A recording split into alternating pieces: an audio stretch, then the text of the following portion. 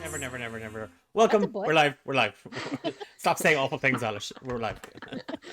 Oh my god, Eilish, that was so Eilish rude. is I'm gonna get hoosing you herself cancelled. around the bed.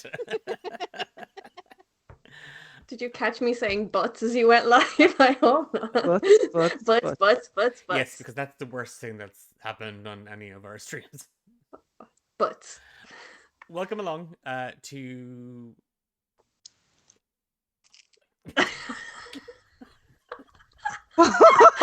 What happened? Good.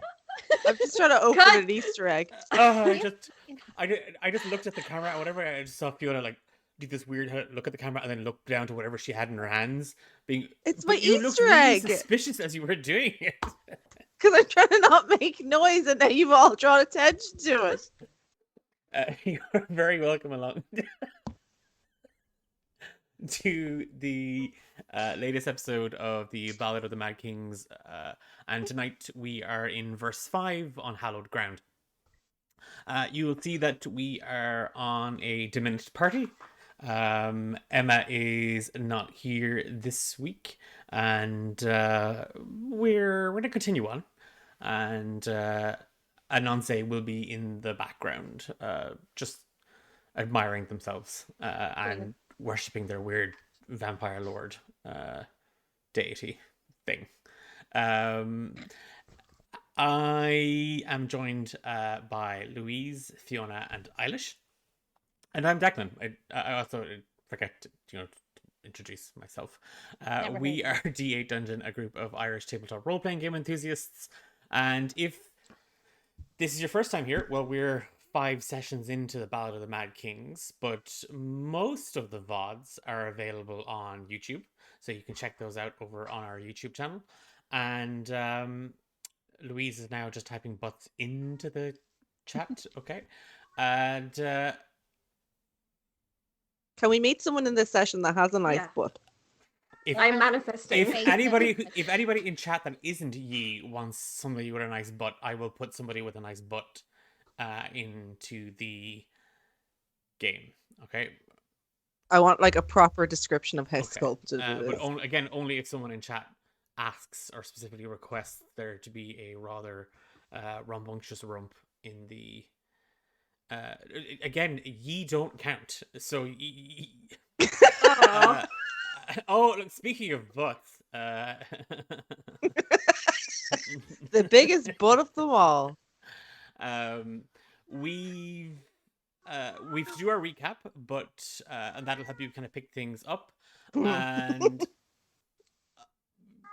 okay, I'm worried now. But as we've already we've already rolled for our recap, and Fiona, Look at you as guys. Yaffe will be doing our recap this evening. But before that, there's a couple of things to mention at the very, very top of the show. First things first, if you are in need of some dice and you are looking to get your hands on some lovely, like Louise is showing off there, those are gorgeous.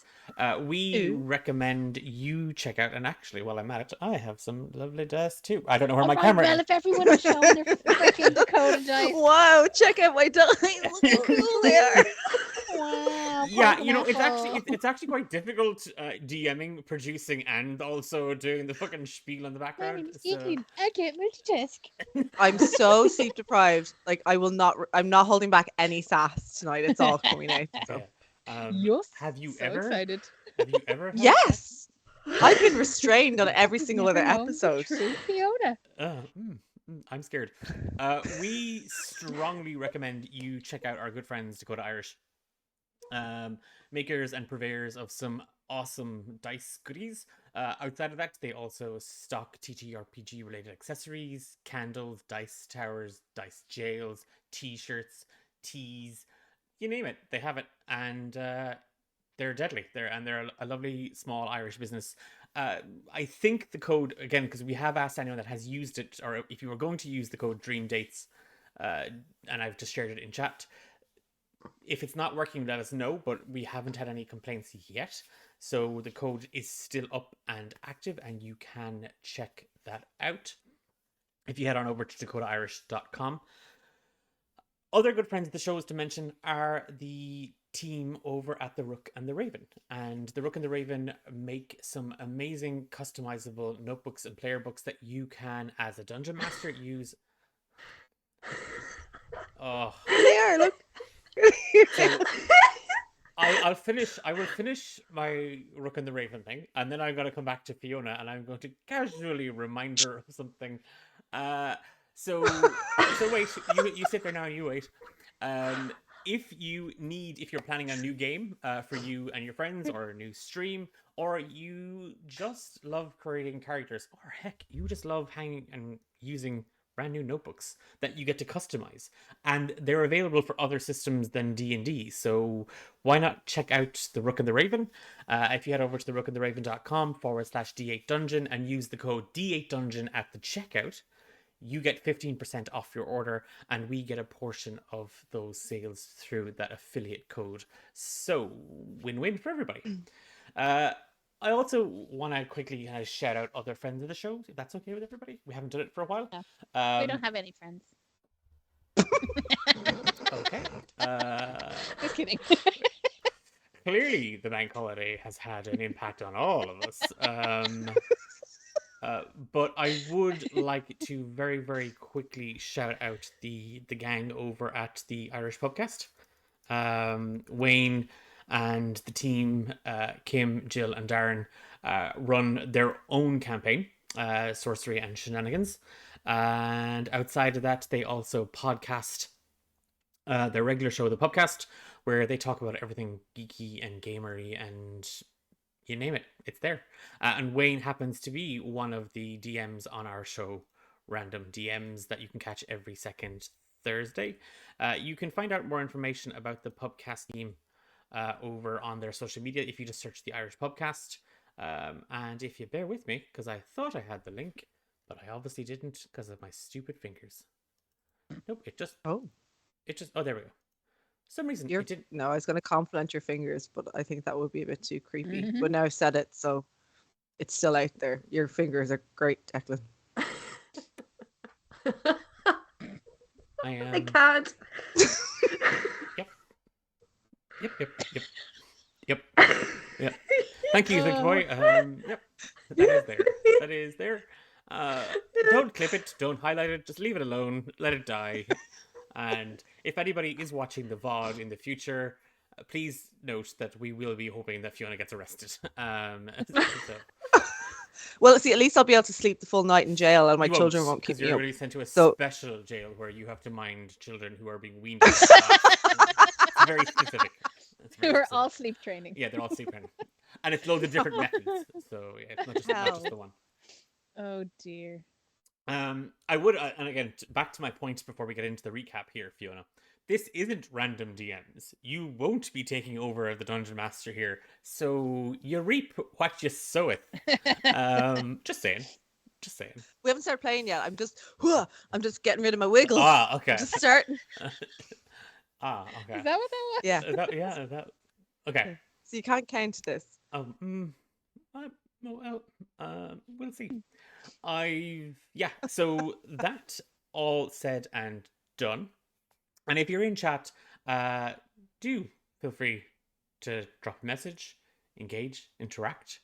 We love it around here. It's great crack. It's a lot of fun. And over to Fiona for our recap of verse 4.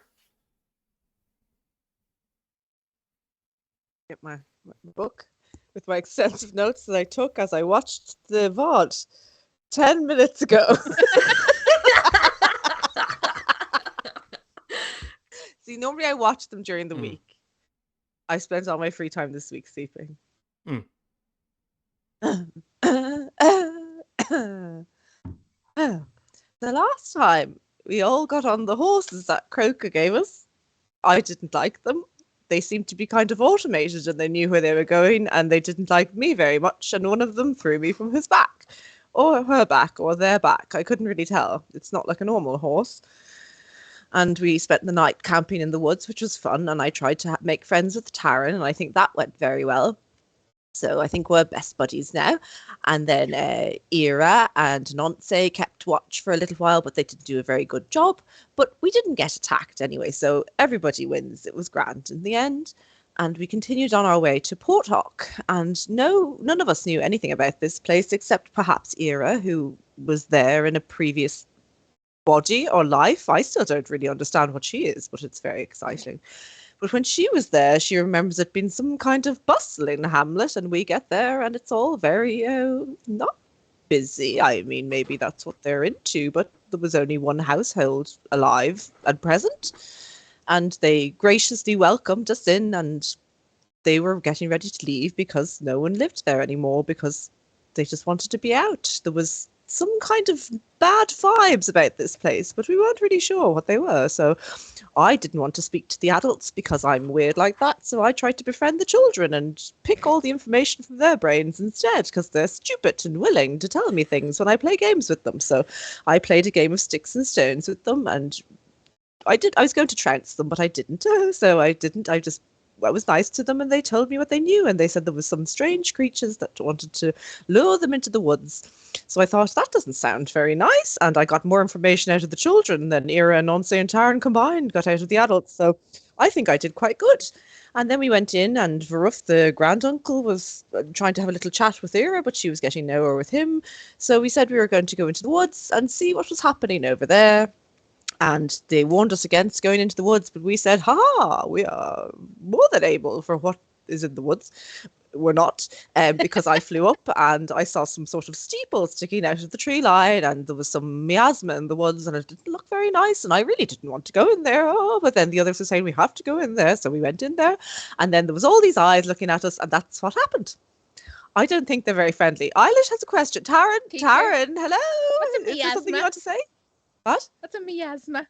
It's like a neggy vibes. Oh, great. Adding that to the dictionary. Yes, I find that if you see miasma coming up in Final Fantasy, it actually says in brackets neggy vibes. Yep. That was great. Kudos, Fiona, for that wonderful recap as Yaffy. Take your session inspiration, I think but I will need it. use it or lose it, because it does not carry over into other episodes. So be mindful of that as we dive straight into it. Everybody give me an initiative check. Oh, wonderful. Christ. Wow. I mean, that was a good. That was a nat one. Okay. Oh, I got unlucky 13. So we're just going to put that I also got a nat one. Oh, great. Thanks, guys.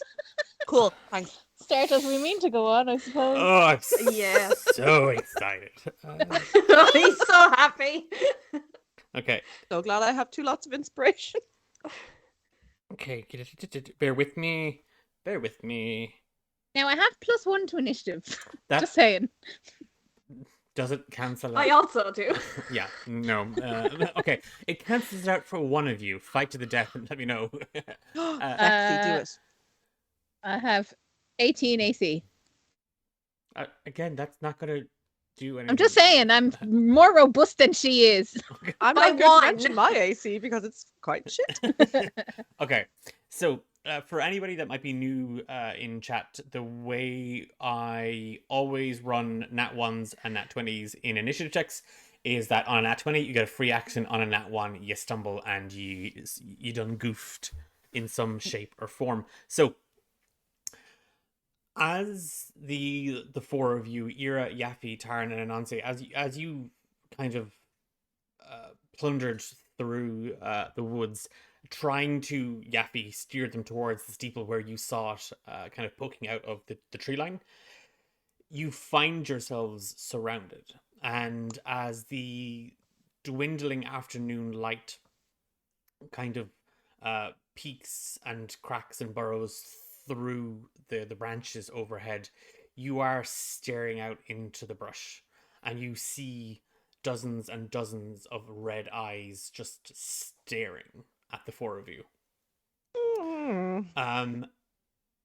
Ira, you will have disadvantage for the next turn base. Okay, so as it kind of goes, but Taryn, you.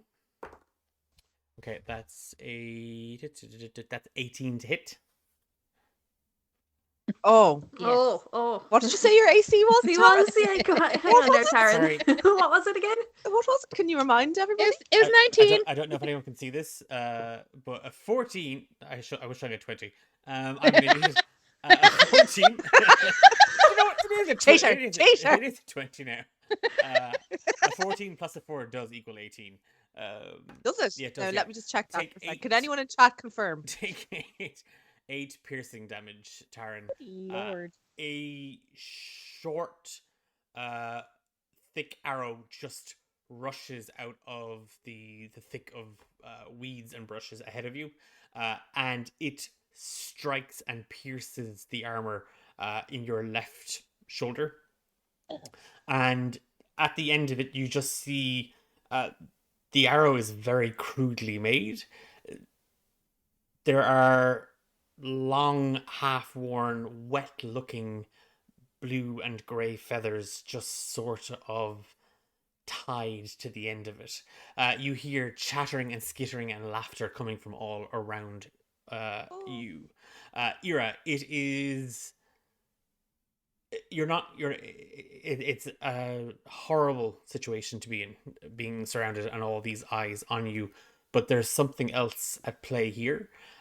The further into the woods that you have gone, the sort of less uh the focus, your concentration, your self-awareness is dwindling. You find yourself drifting, and even now, even in this situation, you don't feel, I mean, you feel frightened. Certainly you've seen Taran just get shot, but it's something else. There's something else here, scratching or clawing at you, something deep within your memories. Yaffe, it is your action. Ooh. So I can't see any enemies so far, No, no? but you see all these eyes around you. Like the four of you are surrounded. Are they speaking in a language we understand? They were speaking in common. You just heard Oh. the chattering and laughter, and then take them into the down below. Oh yeah. Ooh. So if I look over in the direction that I saw the arrow come from, could I kind of is there a creature I could recognize as a target essentially? I mean, you can fire blind. Yes, yeah.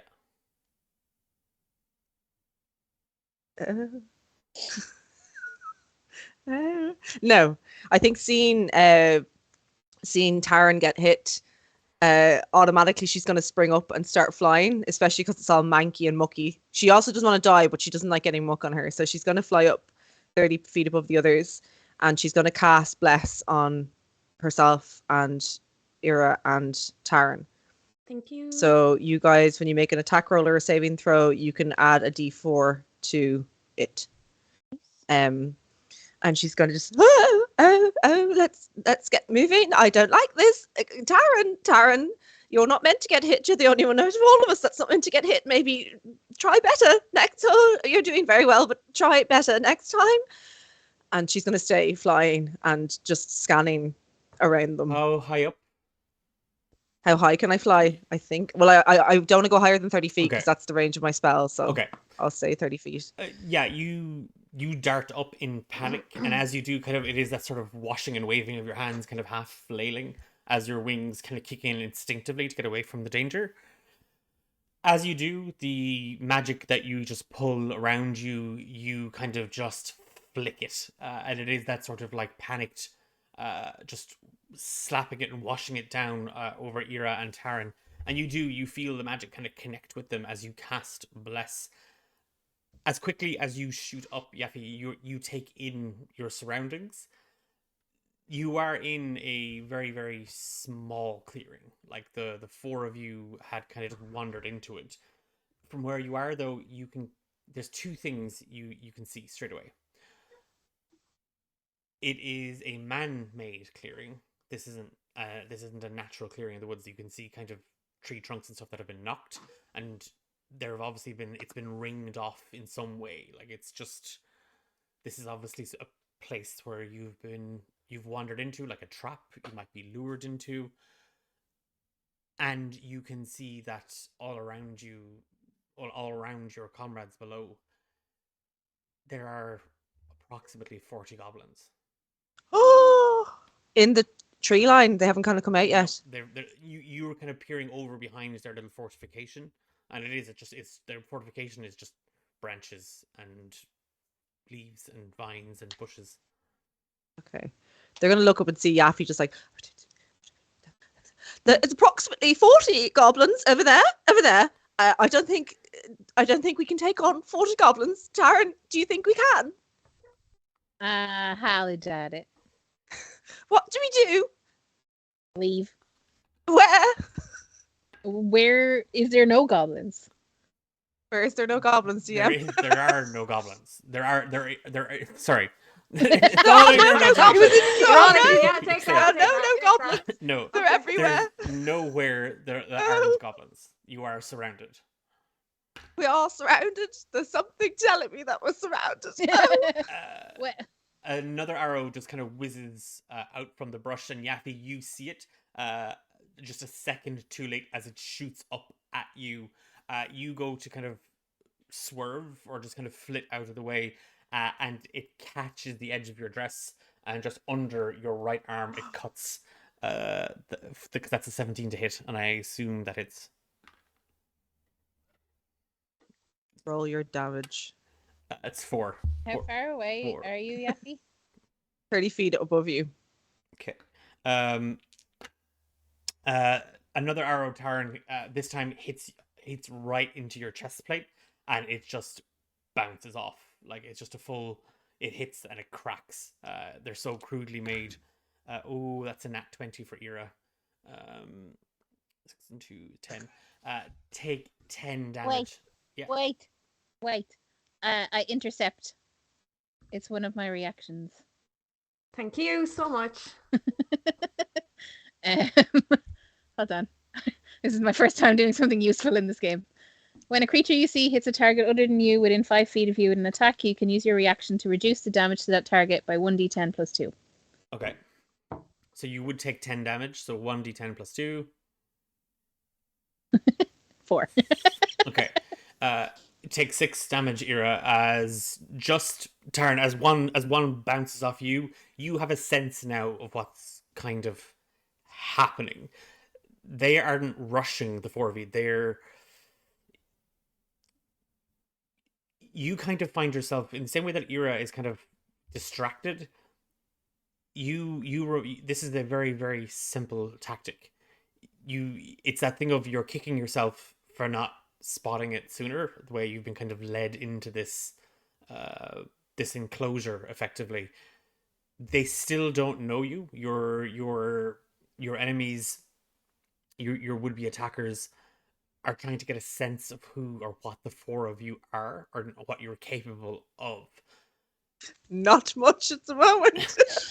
They haven't, hence why they're keeping a distance. They're only using ranged attacks to try.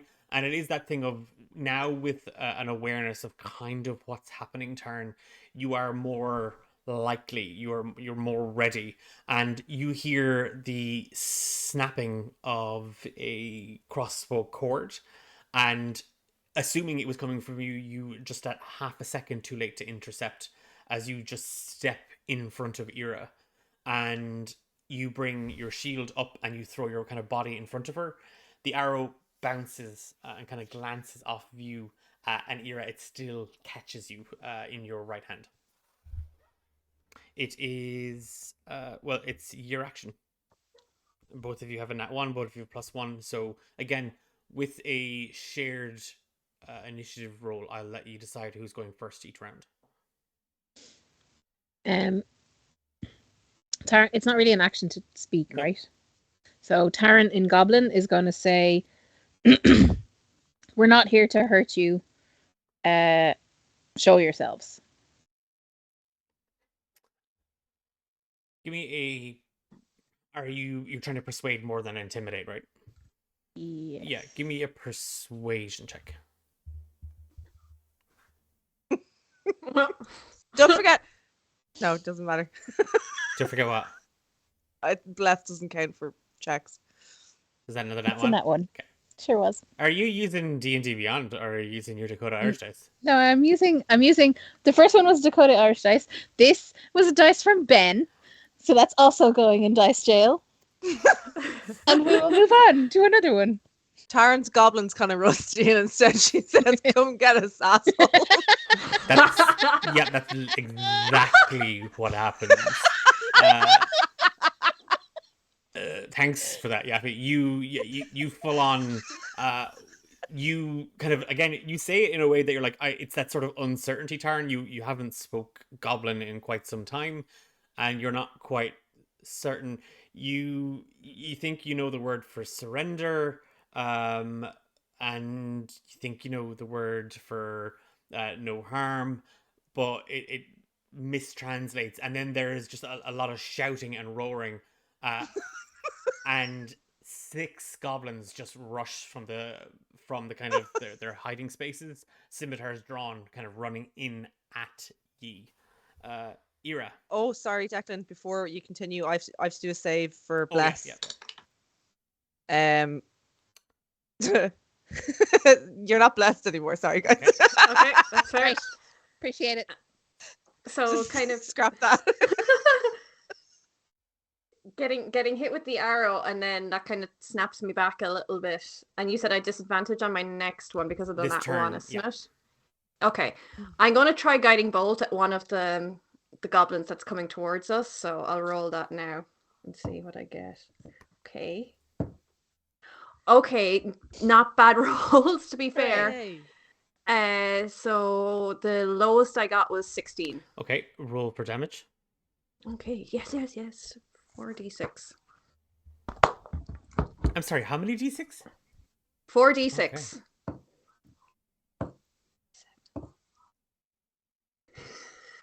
Okay. Yeah, get him. Get him. 16 damage. Okay, and is your aim here to kill?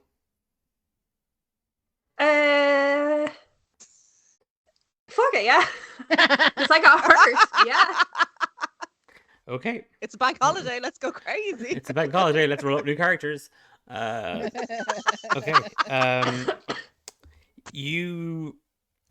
Ira kind of with Taran in front of you, and she shouts something. It's scratchy, and you don't speak Goblin. No, I don't. It sounds know. it sounds a little bit like the noise is coming from beyond the tree line where you can kind of see everything. You're not quite certain, and then the pain in your arm is throbbing, and when you look down, you see quite a nasty cut that's open and just has sliced right through you. And you see these 6 goblins just rushing towards you with scimitars, and just instinctively, just something kicks in, and you don't know what or why, but your hand just lunges straight out, and Taran and Yaffe, from where you're flying above, you just see this fragment of light just fold and shift and refract until it becomes a almost like a blade of light that just shoots straight from Ira's hand. It darts straight past the goblins into the tree line and then swoops, and you see it flicking and flittering like a torchlight or tree light, or the light sunlight kind of cracking through the trees themselves as it whizzes through the woods, and it just connects with one of the goblins running towards you and Tara and Ira, and it smashes it straight into the head.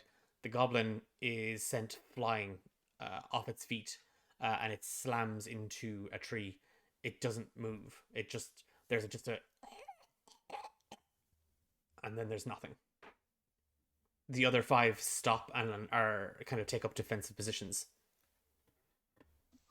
And just to finish it off, because I have no bonus action, I just whip out my quarterstaff, because I've come back to kind of awareness now, and I'm just like, all I'm thinking of is protect us, because all I see is that we're getting attacked.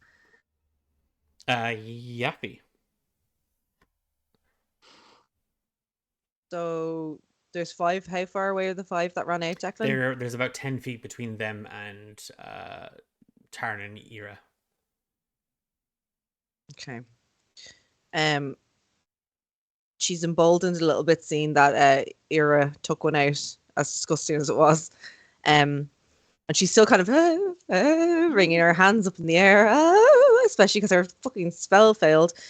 She's going to throw a shaking hand out, and she's going to pick at random. She's not like kind of looking. She's kind of going, she's going to cast Hex at one of them. Okay. So I will deal extra damage to them, and I am going to pick Dex as an ability. So whenever they make a Dex check, it's with disadvantage. Okay.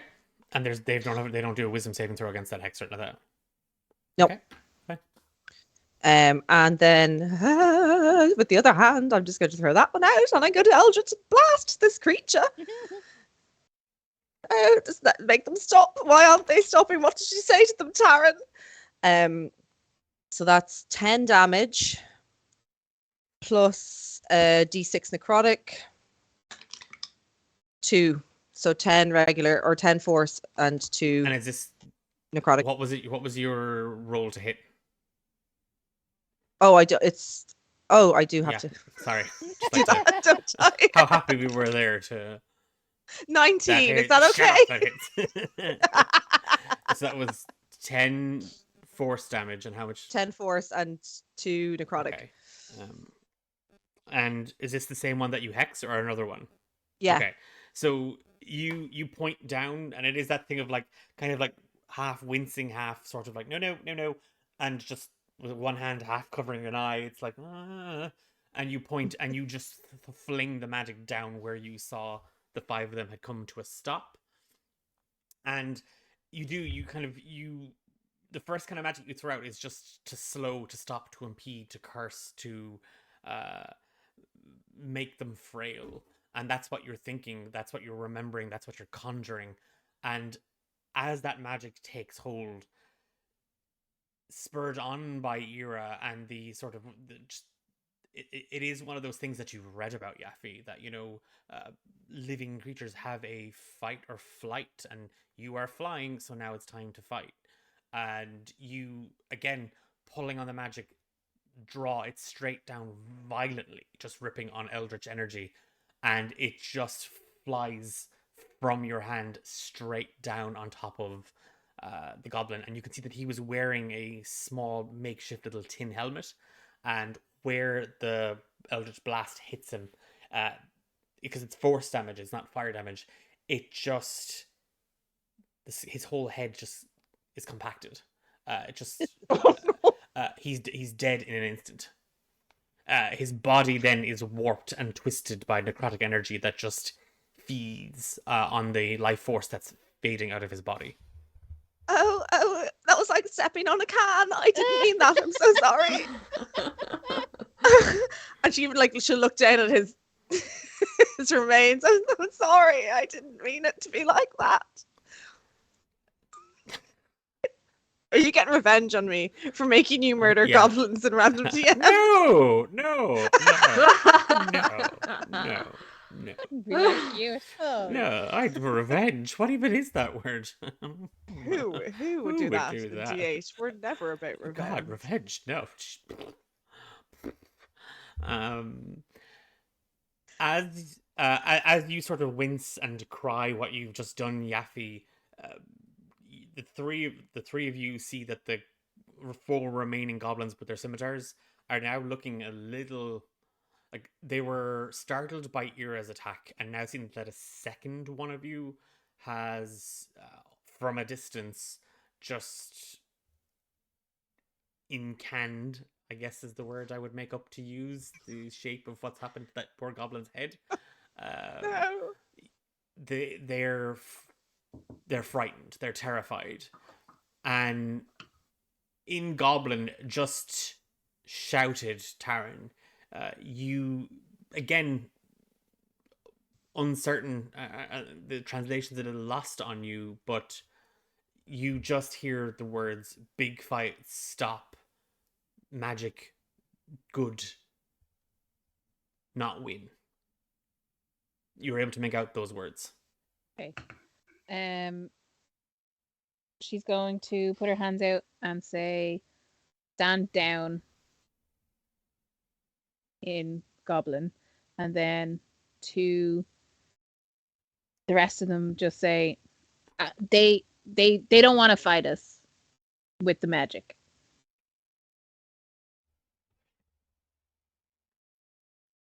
Did they say anything about me specifically? They were very afraid of your magic. No, I don't want that, Taryn.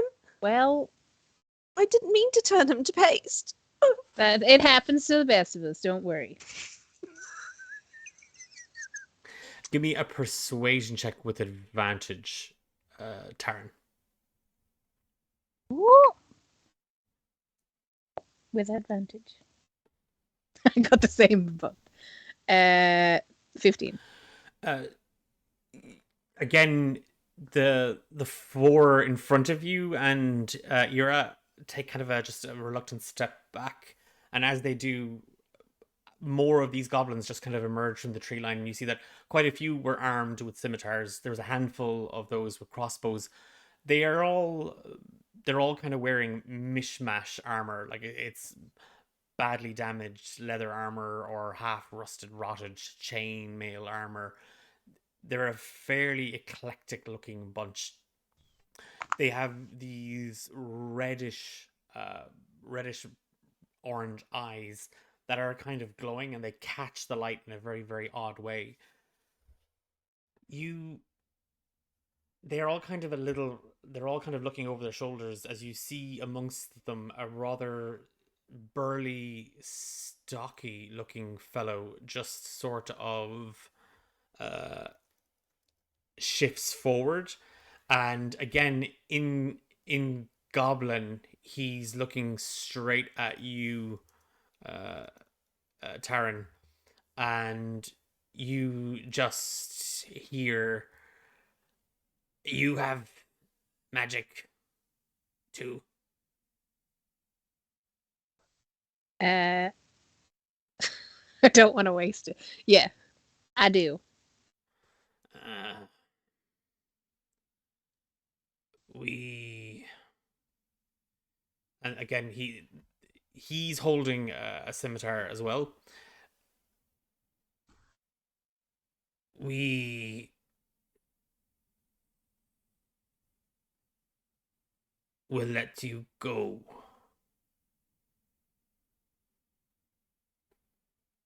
I'm assuming there's a condition. And as you say this, you do see that while they've lowered their weapons, they haven't put them away. The four of you are still surrounded on all sides by these goblins. The four that were in front of you a moment ago have sort of retreated back into the lineup effectively. Amongst them, though, you see this sort of he's definitely taller. He's definitely more.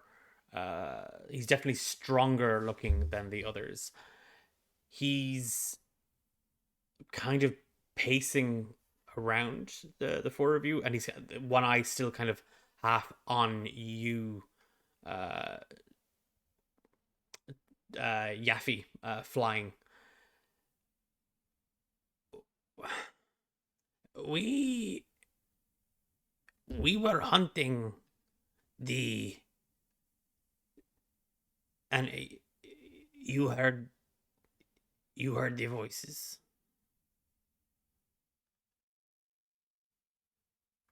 And Down below.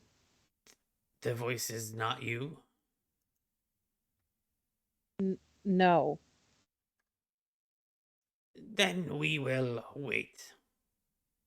Not kill you. For now. You think something else is going to kill us? Something here. Do you know what that something is? Bad. And again, Taryn, it's what you are hearing is what you are translating. Like, it's your grasp is getting better. Okay. Like your understanding of it, like it's that sort of, oh, it's coming back to me now. I haven't spoken in quite some time, and it's starting to come back to me. And yeah. Where he said bad, it is that thing of like, oh no, like that. Well, obviously it's bad if it's killing you or doing something, but he actually, the word he used specifically, old evil. Kind of gesturing towards the direction of the steeple they saw, or Yaffe told us was there. She's going to be like, what is that place over there? Fort. Yours? Yes. Okay. Taryn, it sounds like, I mean, you're doing great with your new friend, but it sounds like you might have reached an impasse. Does he know about the gauntlet? Did you ask him about it? And Yaffe's gonna cast prestidigitation and do like a mock-up of the gauntlet that she saw that Croker gave to the king. Yeah, put that away. Why is he making that noise? They're all making that noise. Oh, that's horrible. They don't like magic. Yeah, but do they know? Do they recognize? I will ask. Okay, quickly, so I can make it go away. As quick as you can. I mean, hurry, please. Do you know what this is? What is your name? Kilai. Beautiful. Do you know what this is? That thing that she is making a picture of? It's not real. It's all an illusion, The and they don't gauntlet. like that. That we're looking for it. It's, and again he uses that word bad, but I know. he's pointing at the gauntlet or at Yaffe. You're not quite certain. Hello. That Have one you seen it? uses old evil. Oh, Oh, what did he say, Taryn? Does he know where it is? no. No. Oh. She'll snuff out the image just so she's all nervous. They're all staring at her now, and she's just going to keep worrying with her hands up in the air. So where can we go, Taryn? Can we go now, please? With the illusion gone, if you approach you, Yaffe, and they start kind of like sniffing, like Oh, like they're muttering to each other, and Taryn, you know that they're saying that she stinks of flowers, and that she doesn't look. She looks too clean, and she doesn't look tough. She doesn't look like a fighter. She's clearly only able to kill with old evil. Taryn, We're gonna leave why aren't they But- smelling me? because you smell wonderful. The nicest Oh. thing they've smelt in decades. Where should we go to find this gauntlet? Is it in these woods? We don't have the gauntlet.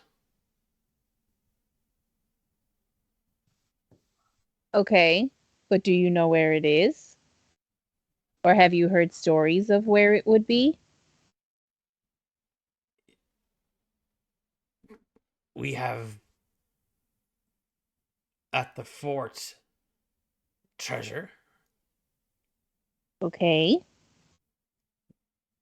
but no old evil. Do you know any places that have stories about old evil? In these woods? Kilai's mother told him stories of before. She said that these woods are very old, older than the oldest things. These woods were a king's court, but the king is gone, and now new kings call the woods theirs. You don't mean Shifra. What's Shifra? What are these new kings called? Human. I don't know their name. Hmm.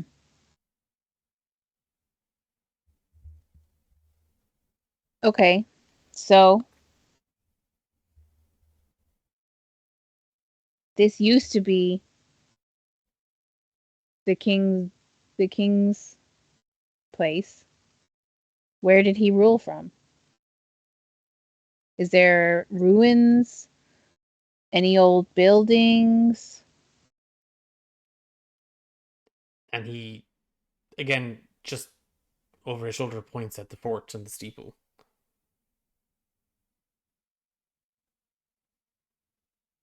That's the only place in this whole forest.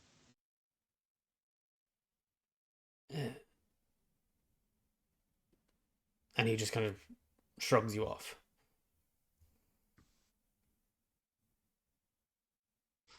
Okay. Taran, what's going on? He said the gauntlet's old evil.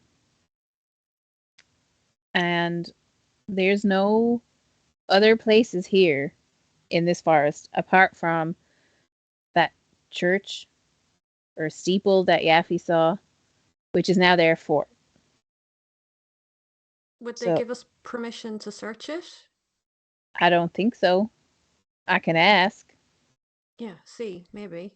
If they think it's old evil, tell them we'll take it off their hands. Surely they don't want it in their presence if they don't like it. Does he speak common? Give me an insight check. Oh.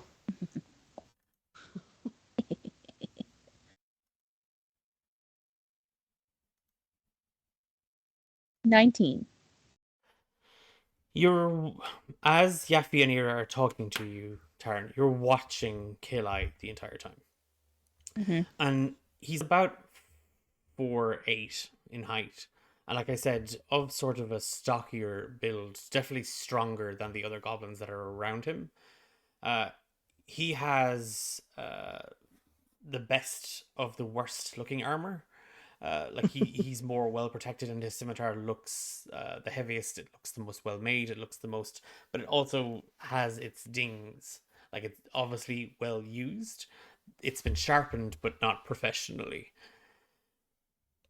The other thing you notice about him, other than his like red orange eyes and just this mat of like dirty and greasy hair that just sort of is pulled up and kind of knotted and embellished with some of these blue and grey feathers, is he has a very, very thick ass. Like, he's incredibly, incredibly well stuffed.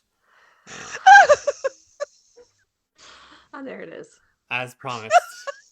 Beautiful. You alright? Sure. And that's what you get from his insight check. No, from your no. He's listening to what Ira and Yaffe are saying. And not in that sort of like they're obviously talking now and wait for them to talk. His body language, the way he's clearly understanding. She's going to turn to him and say in Goblin, to the best of her abilities, well.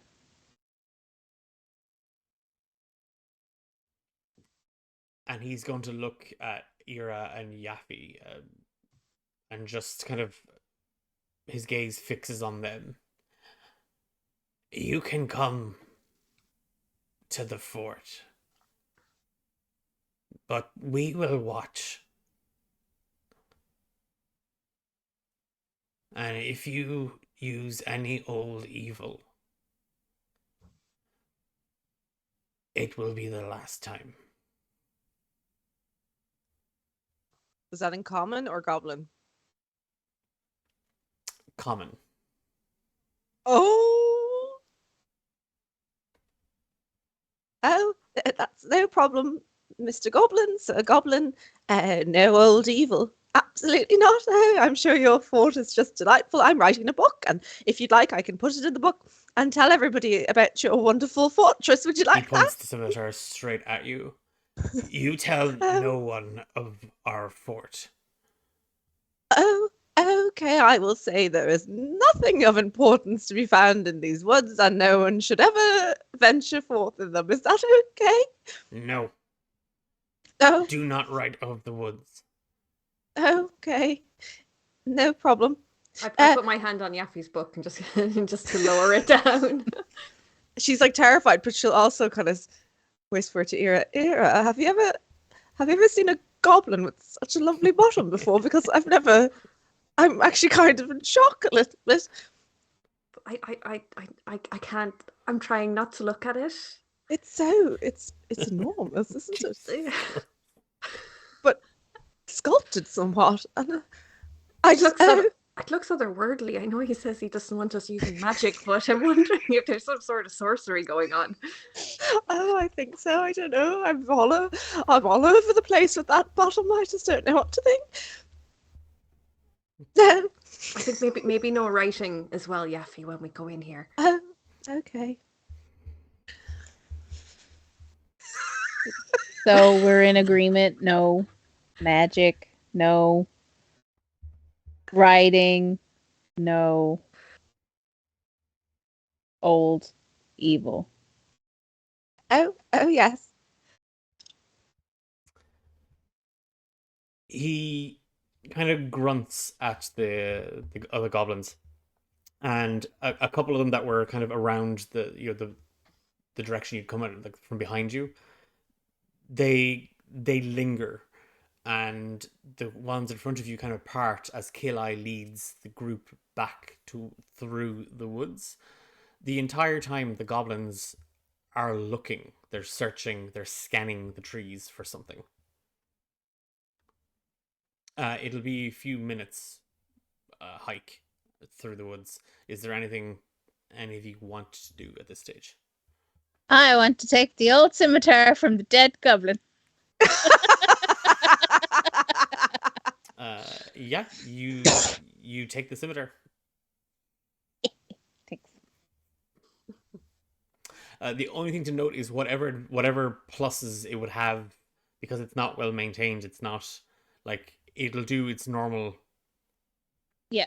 But you won't be adding any plus. So whenever you come to roll the damage, just roll the flat damage. Just the weapon it's better than having no weapon, but it's not well maintained. It's not. It's even the handle is actually kind of bound by string. You can see where it's split. So they've tried to like tie it and hold it in place and knot it in place a little bit. Has anyone out there in chat ever had, in your very first episode of a campaign, one of your heavies discard their weapon just for the crack? Because you've seen it here on Ballad of the Mad Kings. What my character would do. The dumb bitch. I'm now going to try and make that an effort in all campaigns going forward to get a player to discard a weapon. That's a very, very Of their own free will. Yeah. Be careful who you ask to do that, though.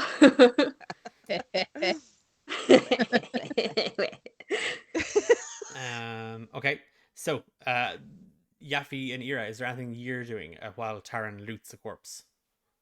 Seeing her pick up the scimitar, I was going to say to Taran, I have a hand axe. I don't know if that would be any use to you. Do you want to borrow it? It can't hurt as long Yeah, as you won't miss it. Just don't go throwing it away on me. Got it. And I give her my hand axe. So I have my quarterstaff and shield, and give her the hand axe. Okay. Thank you. So you can add the hand axe and you can add a scimitar to your inventory. A few of the goblins, particularly the ones behind you, Taran, are kind of eyeing you as you take the scimitar from one of their dead friends. They don't say anything, but they just kind of they nod as they kind of pick up the body. They're gonna bury it. Oh, okay. I thought you were going to say something else. They're not gonna eat it. I don't know what they're going to do. Is there anything else the rest of you are doing, Yaffy? I'll kind of fly down, but again, not if the ground is still manky and mucky. She's not going to walk on it, but she'll just kind of be a few feet above the ground, and she'll fly down to the ones that are carrying the body. I'm very very sorry about that. Was he a friend of yours? The ones that you kind of fly down to, and they're trying to pull the helmet off of his head, and it comes away, but so does part of the head. And they're chattering and they hiss and they kind of spit at you as you come down a little lower, and one of them is using his scimitar to try and just scrape the rest of it out. And yeah, they're largely ignoring you. Taran, you get the sense just from kind of from observing goblins, from having been in the company of goblins before, they're kind of doing this to put Yaffe off. Like a lot of what they're doing is like, and you can hear it. They are kind of like, it's not. They're not trying to make fun of her. They're actively trying to upset her. She's going to. Yaffe, are you flying? Yeah, I'm only a few feet Floating, above the yeah. ground. Oh, she's going to just kind of tug on her coat or her cape and just be like, under her breath, just be like, "Don't react. That's what they want." Is that why the Mm-hmm. scraping the paste out from his helmet in front Yeah. of me? Mhm. Okay. What do I do, Taryn? I'm not used to this sort of thing. Just don't try not to pay attention. I can hear it, Taryn. Even if I can't see it, I can hear it. What do you do? Can you give me some tips from the battlefield? You're obviously hardened on the inside. How do I do that? I don't know what that means. I mean, you're well able to cope with this kind of thing. I'm not. I mean, try humming that song we all Oh, seem to have in our heads. okay. And she'll attempt to just hum the song erratically. Give me a wisdom saving throw, Yaffe. Great, thanks, Taryn. You're welcome. Oh, 21.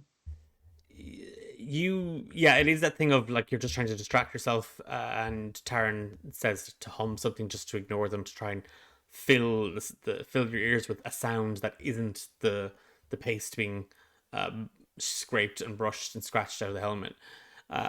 When you start to hum, you alone, Yaffe, you hear it echoing through the woods, just as if the trees themselves are resonating and humming, as if they're swaying the branches and the bare leaves twigs in unison with you. It's as if the forest is humming. Her wings will stop beating and she'll like just plop straight into the manky muck beside Taryn and just put a hand on her arm and say, What? "The trees, Taryn, the trees, they're making it back to me, the song. Oh, I don't like When this." you reach Come out on. to touch Taryn, and it's that thing of like you're staring at the woods around you, and you put a hand on where Taryn was, you feel somebody take your hand Oh, and just with a finger to their lips, leaning down over you, you see Croaker. instinctively she'll snatch her hand back. Oh, Croaker, hello. And it's Taryn. I don't look Taryn- like that gangly fool. He was there, Taryn. He was there. He's watching us. Oh, Taryn, I don't like this. Why are we doing this? Oh, I don't like this at all. Listen, we don't have a choice. So, come on. Pick a different song. We won't use that one if it's gonna make you see shit. Okay, can we? And she'll just look down and see like the muck up to her shins. Oh, and she'll fly up again and prestidigitation the muck off of her and try and focus on anything else. That's not the image of that can compressing onto the goblin's head. You are just creating illusions now again. She's cleaning herself. Okay. It's the reaction. She doesn't want the muck on her. Immediately, as you just start to clean, the goblins behind you start yammering and rattling and hissing and screeching, and before you have a chance to like clear the muck off, they just start pelting you with muck and some of the paste and branches and twigs and rocks and stones. They're full on like, and Killai looks back and he just draws the scimitar, like he literally pulls it straight back up and he points it at you, Taryn. No, old, evil. Oh, I'm sorry. I don't like the muck on me, and there's more. That's a 15 Yaffe to hit. Oh, fuck yes. A sharp stone just cracks you into the head, Um, uh, take 2 bludgeoning damage, and a small little trickle of blood comes out. Yaffy. No magic. Taran, these are. It's silk. It was silk. It's now soaked. Do you want silk or do you want to die? Let me think on it. Let's keep going. Oh, I don't like this place at all. Oh. with I mean, it's lovely. Your woods are lovely. Oh. with the commotion dying down, Killai kind of sprints up ahead. Taran, you watch, and from where he goes, like just 2 goblins kind of like slow down to kind of fill his space, and just he occasionally is kind of clearing his shoulder, and you just hear, all of you, just a low, sharp bellow just sort of rumble in the distance as you hear a horn just kind of blare from up ahead. You clear, as you're kind of coming out of the tree line, you do see sort of a well-worn path in front of you, and you can see the hacked trunks of some of the forest trees, haphazardly just plunged and half buried in the dirt to make a makeshift wall. They badly fortify and disguise the old stone walls of, and in front of the 3 of you, you see a small churchyard with a crumbling temple. The steeple is almost engulfed by the trees that sprawl around it, and it looks as if it could topple over any minute. Do we recognize what the temple is for? Like who it's There's for? From where you are, there's no markings, there's no sign around that to say whose temple it would be. It's very small turn. Like for and I tell you what, given your history, given your background, you would have seen these before in some of the bigger estates. Some of the more nobler houses would have on the grounds of their homes their own temple, their own family church that they would attend and worship in. It looks to be about that size, but whether it's a family owned temple or church, or just something more parochial here for Portok, you can't say, not without going inside and not without investigating. Just up ahead, up a small little kind of dirt road and mound, and it's quite mucky, you see Killai, and where he stands, there's just the 5 large tree trunks that have been carved into spikes that were sticking into the ground are being lifted, are being hoisted out of the earth by a rope and pulley, and he's gesturing for you to follow inside. No magic. No magic. Ira. Ira's kind of lost in thought, looking at the ruins, and she's imagining what it looks like without the wooden walls and without the trees all carved up in front of it, and how the trees all grew more around it and everything like that. And then she kind of stops for a second and she's like, is this my imagination or is this my memory? And then Taran's words kind of snap her out of it. Hello. Sorry. No magic. Of course, yes. Sorry. We're fucked. You're heading in? As you, Can Yaffy try and squeeze in between Ira and Taryn? yeah, She wants to be in the middle uh, of Mammy and Mammy.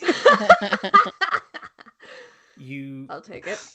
as you kind of sandwich yourself between Taryn and Ira Yaffe, you still have to kind of scoop under this makeshift barrier and entranceway, and you're now standing. And it is that thing is where you go low and then you kind of come in under it up, and you are standing in an open courtyard. It's partially overgrown, partially worn. You can still see some of the old uh, flat stones that would have made up the open yard here, or a uh, like what might be kind of a courtyard area or something would have stood.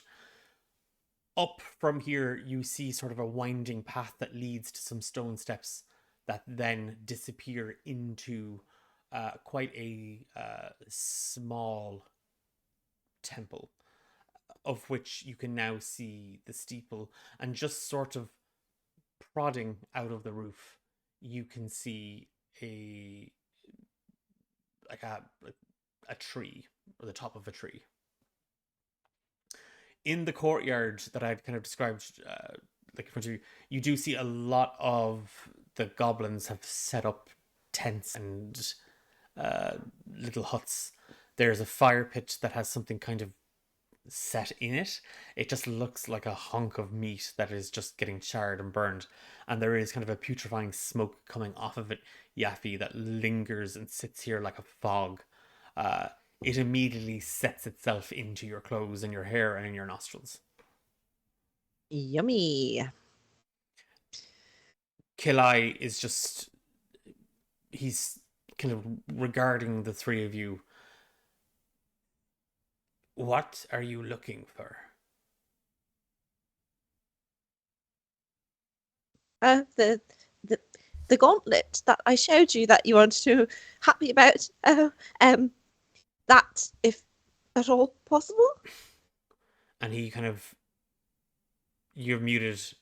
I'll sorry. She's just gonna say, or any maps or books that might still be here, and she kind of looks around the ruins in extreme doubt. There's sort of a Just kind of- mumbling in Kilai's throat, and then he just kind of flares his nostrils. I will ask for them to look for your gauntlet. And he kind of points over at what looks to you, Yaffe, like a refuse pile. Like it just looks like a mound of garbage that they've stockpiled. And he kind of barks the order at two goblins who, with glee, run towards it and just start rifling through it. If there's books, just be careful. The spines might be damaged. Tell them to go. Easy, maybe. Quite an audible like ripping of paper as they do rip a book in half. Oh no, it's horrible. I mean, it's a love. I really enjoy what you've done with the place, but Yaffe, mhm. if you keep it together, I'll bring you to the library when we get back. Really? I promise. Well, I mean, I know all the libraries, Tara, and I don't think you'd be able to get me in there. That's what you. Sorry, I didn't. Yeah. Ira, as you kind of take stock in, you continue, like you heard Yaffe ask for them to look for the gauntlet. You heard Kilai say something about, and you heard the kind of the commotion coming from the pile of loot and goods and trash that they have amassed over how long they've been here. Now, beyond the wall, you're able to kind of get a better sense of this, and the church seems to have been built on a small little mound. It's sort of like a little doldrum of sorts that it's just kind of plotted on.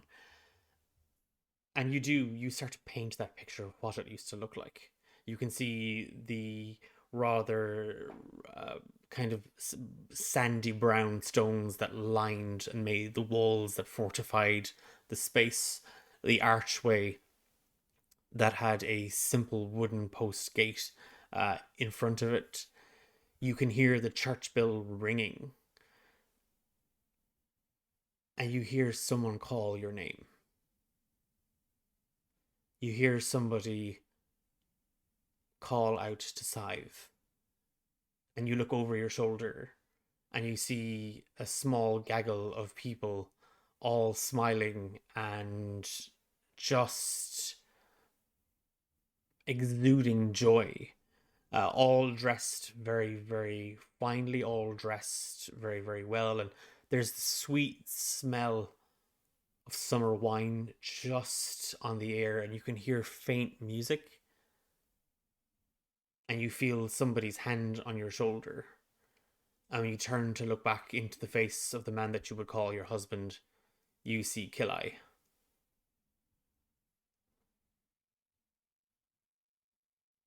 An And improvement. he shoves you. Just like into the yard.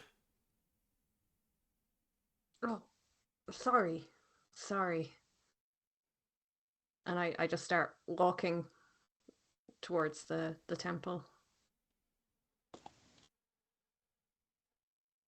You can stay the night. Then you go tomorrow. Gauntlet or no gauntlet. And he's kind of again wagging a finger at you, Taran. And no old evil. Thank you. Are we okay to look in the temple? Give me an insight check, Kira. Oh. 19? He nods his head, but he hesitates for a moment. As if he was about to say something, and then his eyes drift over to the camp. You're not quite sure what he's looking at, but he's staring at something, and then he kind of snaps a step out of it, and he looks back at you, and he just nods his head. Oh. Did any of the rest of us see that? You just saw him nod his head. You weren't looking kind of. Whereas Boring. Ira is kind of like engaging him. Okay. Thank you. And he moves. You see him kind of head into the little encampment area that they've made, towards that hut. Before I move off, my eyes just like trail after him until he kind of disappears, and then I don't even look at the other two, I just start walking towards the temple. Yeah. He lingered for a moment at the tent, and then he just went toward that hunk of whatever is smoking in the wood, or in the fire pit, and he just hacks a chunk of it off, but he just starts eating it. What kind of time of day is it now, Declan? It's late afternoon, or it's late afternoon, early evening. And so is the temple that Ira is heading towards, is it all kind of in darkness? No, or it's again, it's early dusk, like, so light is diminishing, but you can still see clearly enough. Okay, so what we're gonna do is, while I'll give you all some time to decide or figure out what it is that you might want to do here in the church grounds. But while you're doing that, we are going to take our break, and we're going to break for 10 minutes. The timer will say 5 minutes, but 5 minutes. I haven't figured that out yet. But for everybody in chat and for our players, remember to hydrate, stretch, be nice to yourself, maybe have a little snack, and we will see you in 10 minutes.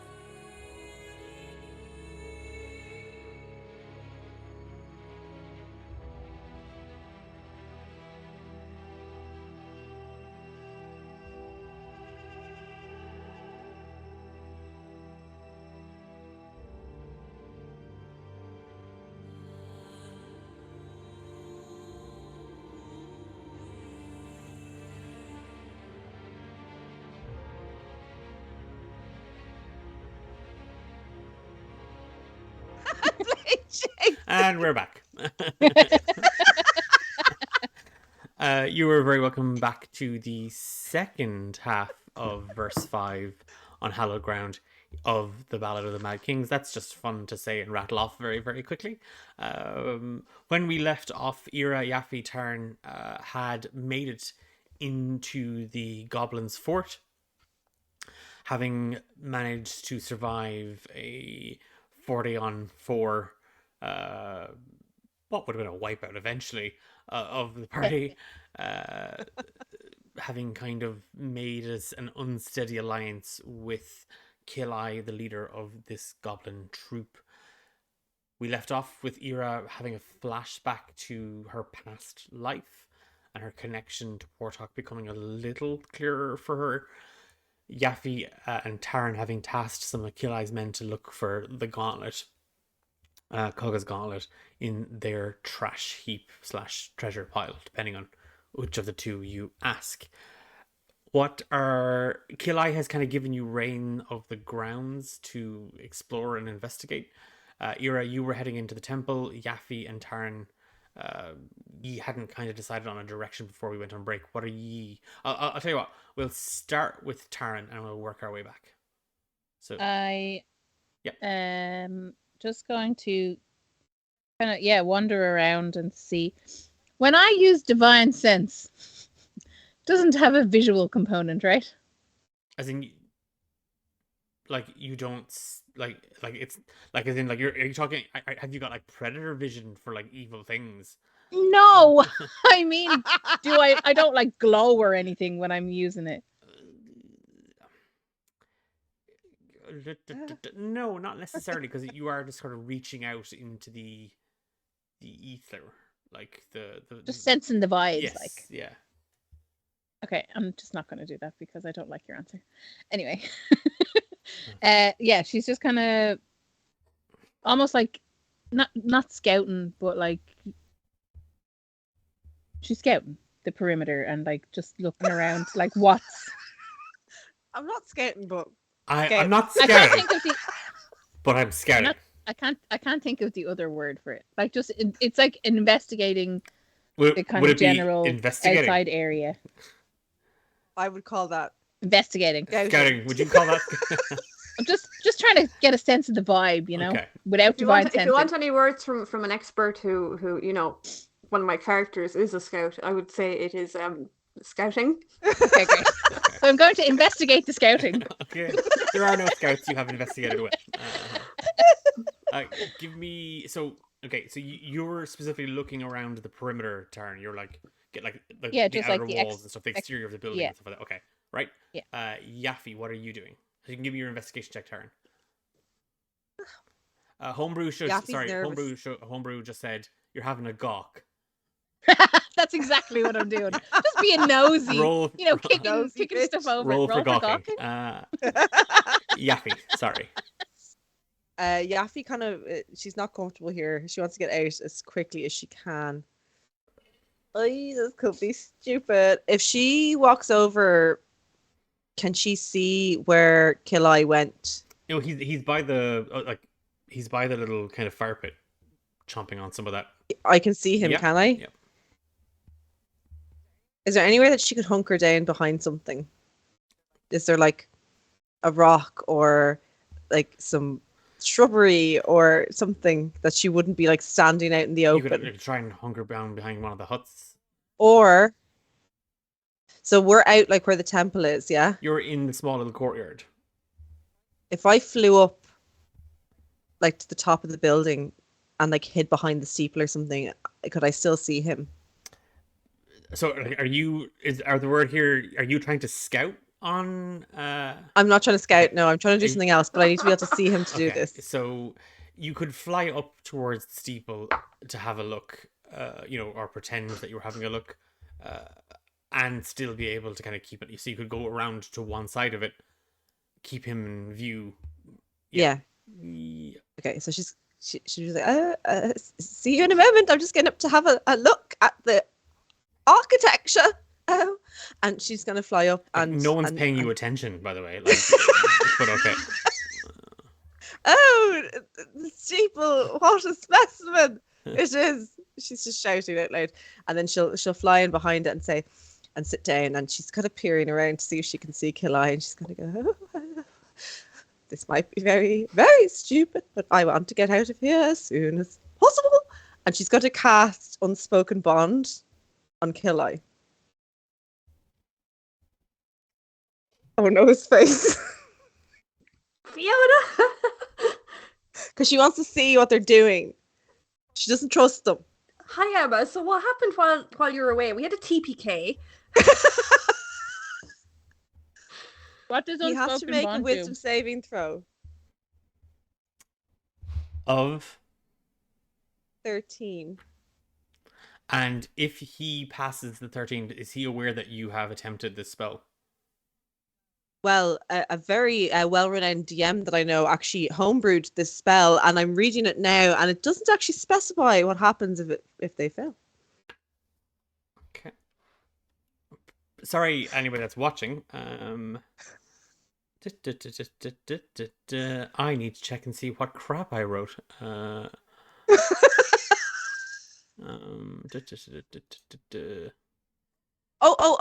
no, I tell a lie. It says the bond lasts 10 minutes and the target is unaware of the link unless the attempt fails. Okay, thank you. I was like, I would have put in a proviso there to be like, okay. So he has to wisdom save a 13.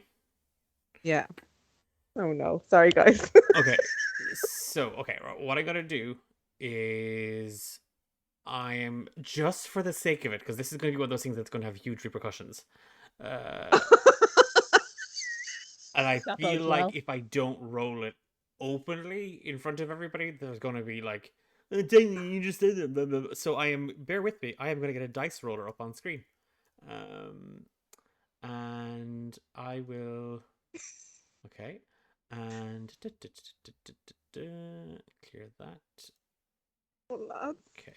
It's the king all over again. Remember how I actually tore into Emma for using, what did she use? Charm person on the king? I was like, what an idiot. Okay.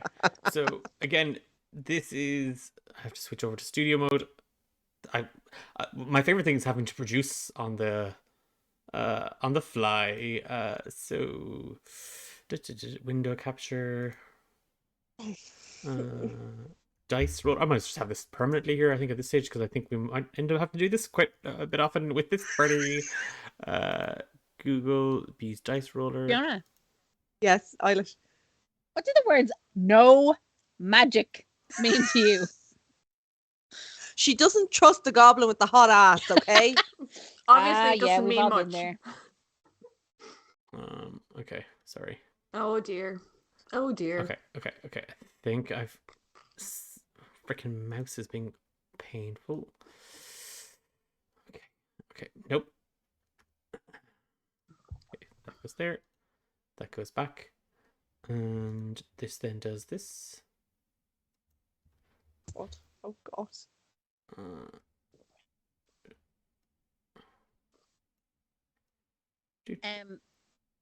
Just before Yaffe sends everything tits up, I got an 18 on mine. I mean, that would have been great. Before things had gone tits up. But here we are. Okay.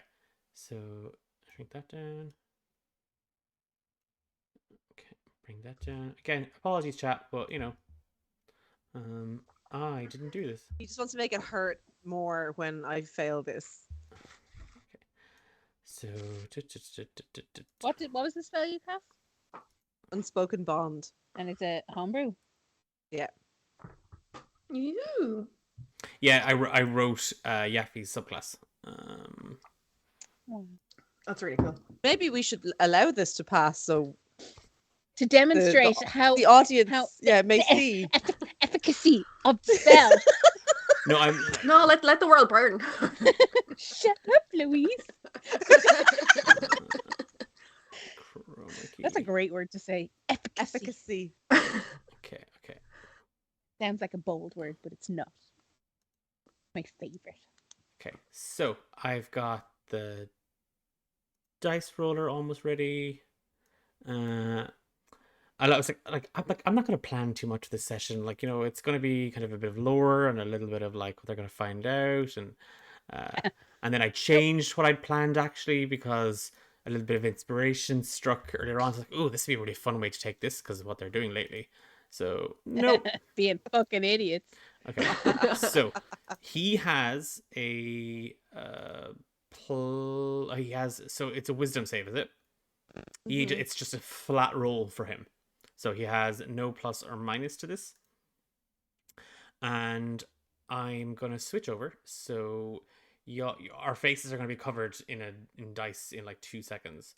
So I hate that there's a delay though when I'm watching Twitch, so I'm gonna have to go by your reaction, Declan. okay. So bear with me. Okay, I'm going to throw this. And it's a 13 we're looking for. Well, obviously you're not looking for it, but I am. Yeah. Yeah. A nat 20. Fuck off. No. You're going to see it on Twitch in 2 seconds. Oh no. Waiting. I'm waiting. No. I think that's a 10 actually. No, it clearly says 20 on the screen then as well. No, I think No, that looks like a 10. No, I think it's a That's 10. a 10. That's a 10. That's a 10. No, it really doesn't work. That's a 10. That's a Declan, 10. oh, come on, It Declan. I think chat should decide. No, again, that's not really how it works. And I've had to literally spend the last couple of minutes putting on a green screen and then doing all this other malarkey. So no, it is definitely a nat 20. Cool, so no one will see how your lovely spell works. That's fun. Thanks, Declan. That's great. You know what else no one will see? Our corpses. If it doesn't, well, then the rules are the rules and the facts are the facts. And if you roll a critical hit, then you gotta pay the tax. Shut up, Ben. Shut up, you. Shut up, Ben. Okay, so you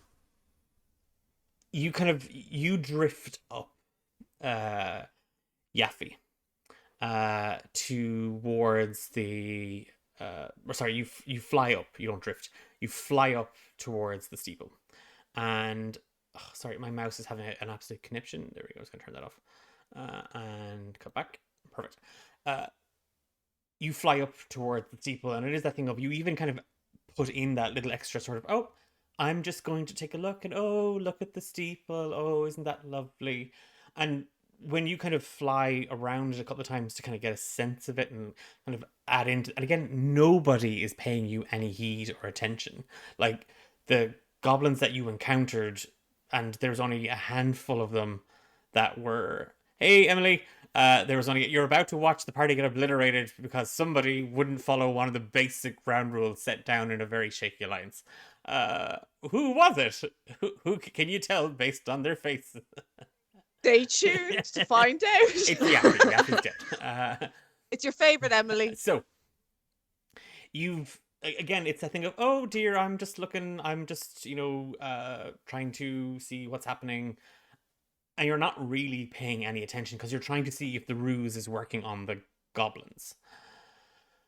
When you do kind of settle into it, you do actually take a moment to kind of peer inside. The steeple still stands, but there's no bell.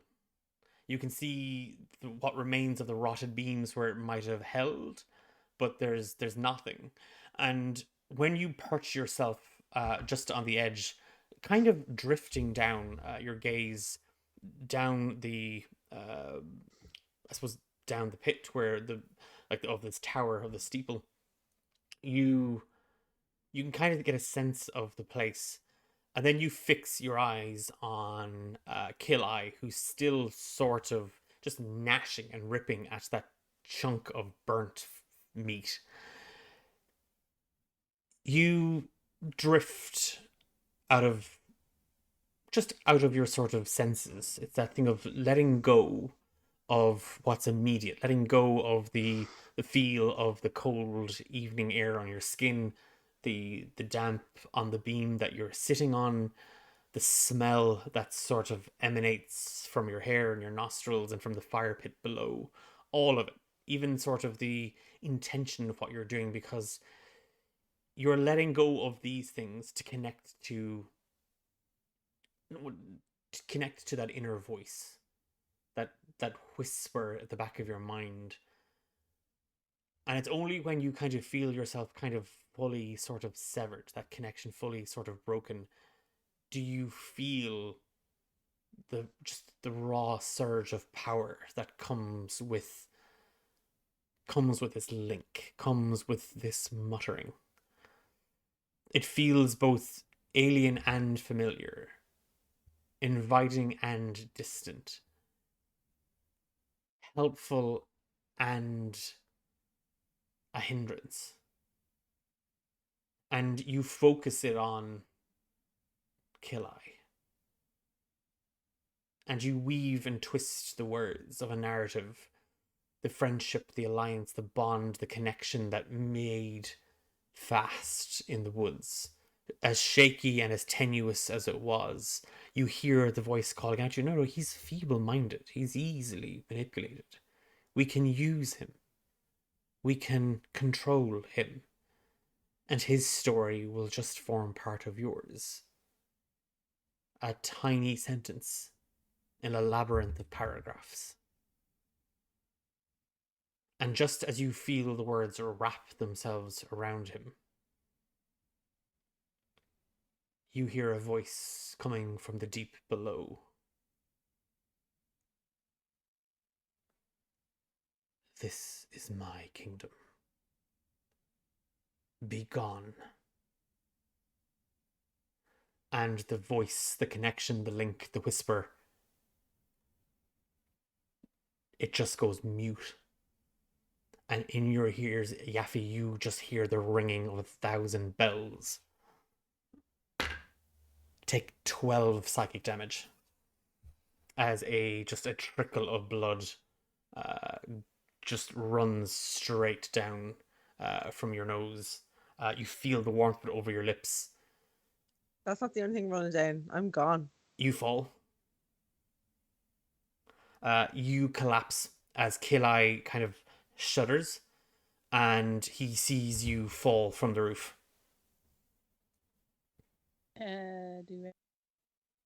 Kilai shouts up at Yaffe and he just says, old evil, old evil, old evil. And the goblins are immediately on the attack. They reach out and they grab for whatever they can and they're looking around. Did that voice come from the temple that I heard, Declan? The voice came from all around you. But from all you around. felt its power from beneath. It's as if it spoke from Doesn't the earth. matter Yeah. now. You're going to fall 30 feet. Okay. And in the interest, or sort of rather in the... Again, Kilai has pointed and shouted. Taran and Ira are going to see... Well, Taran will see it. Ira, you've kind of gone into the temple, so you'll hear it. But you are going to take 2d6 damage, which will put you automatically at 2 death fails. Cool. Okay. So 3. So the damage is sort of inconsequential, but it's 9 in total. Okay. And that's not... What's your maximum health? 15. Okay. So yeah, you're halfway over your... so you have 2 failed death saves. As your body just... You lose consciousness and you fall down the bell tower. And you... Am I in the temple now or outside? No, you're in. You fell backwards inwards. Cool. I'm having fun. I love how Emily was like, I thought the dead thing was a joke. And I was like, nope. The goblins are immediately just... They come running and Kilai is charging at you, Tarn. What happened? She obviously didn't attack herself. Yes. Shut up, you. Let's run with that. She did old evil. She did old evil.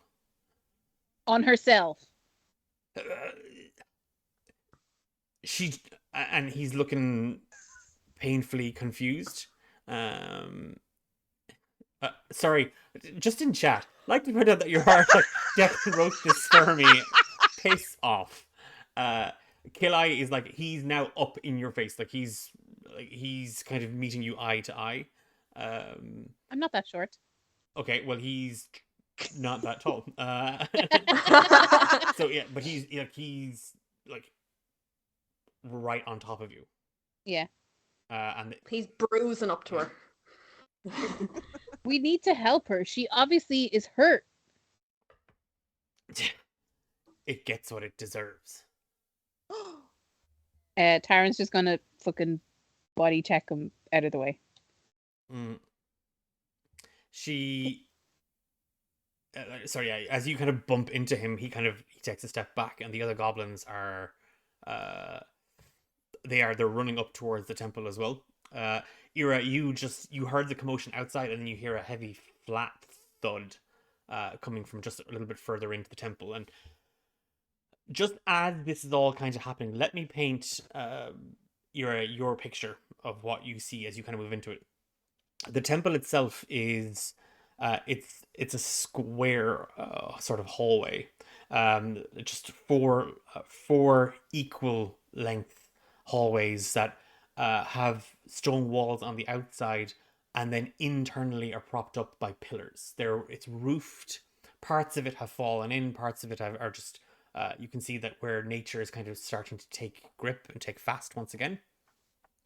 But all from where you are, the perimeter, they all look out into a small courtyard and garden where you see a rather large tree, the same one that was poking out over the roof some time ago, is planted firmly in the center, and at its feet, at its roots, you see a rather large, heavy, chiseled flat stone that has collapsed and is cracked. In the distance behind the tree, where you see the kind of the northern wall of the temple, there's a small little passageway, and it's from that direction you heard the thud. Goblins are So spilling in around you.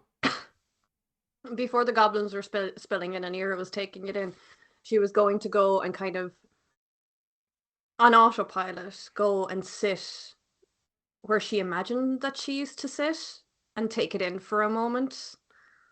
Obviously, there would have been a chair or a pew or something there. So even if it's not, if something like that's not there, she just sat on the ground when she heard the thud. There aren't any chairs. There aren't any pews. There aren't any benches like out in the courtyard. What you do see, you see kind of large stones and boulders that are smoothed over. And you do, as you kind of prop yourself on one and you kind of take it in all around you, you hear the ringing of a bell.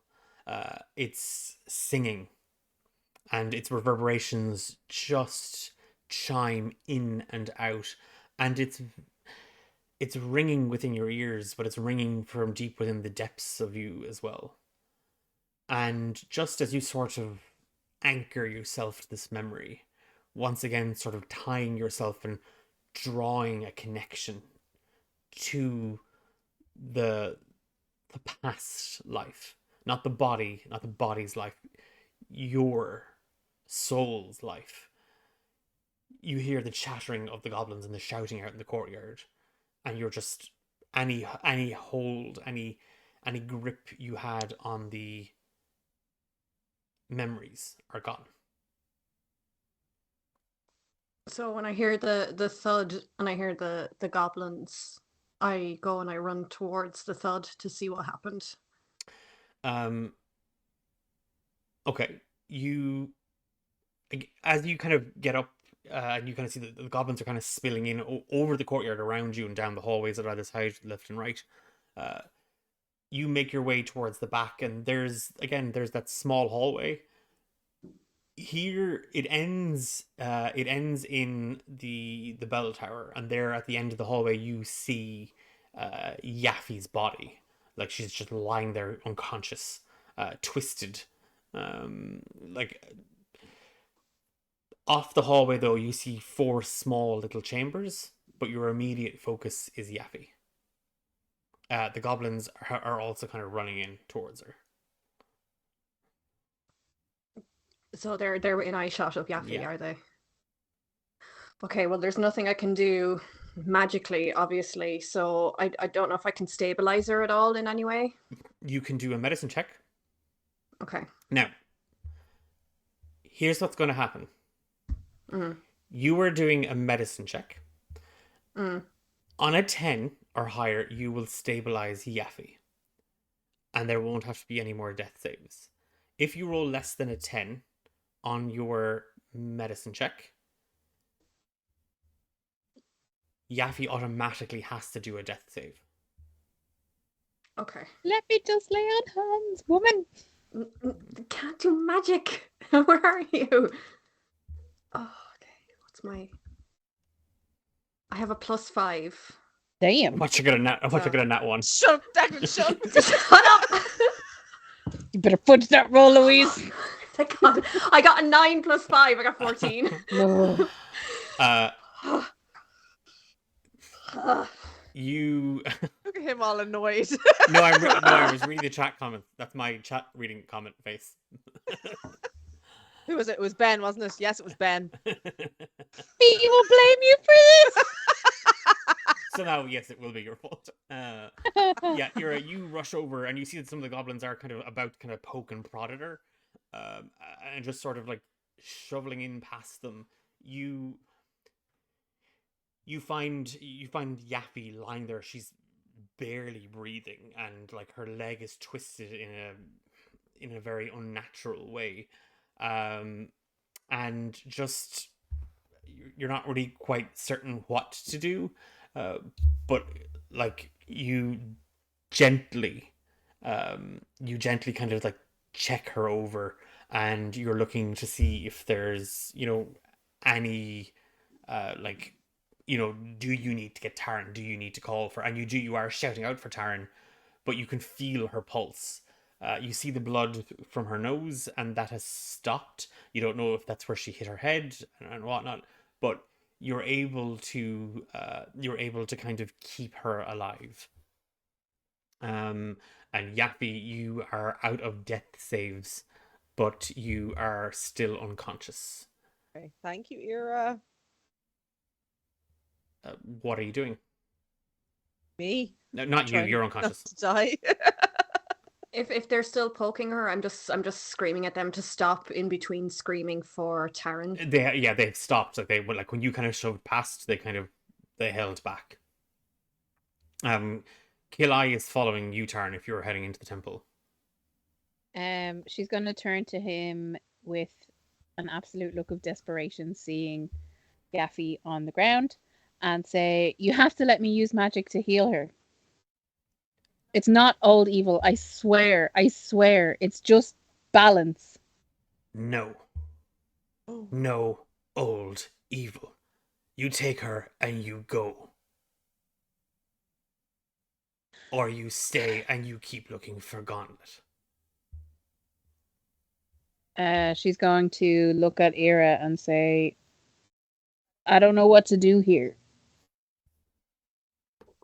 We can't keep her like this. I know we need to find the gauntlet, but we need to make sure that she's okay. Um, And I look up at Kill-Eye then, and I'm like, I'm so sorry that this happened, but could I come back and look? Not them.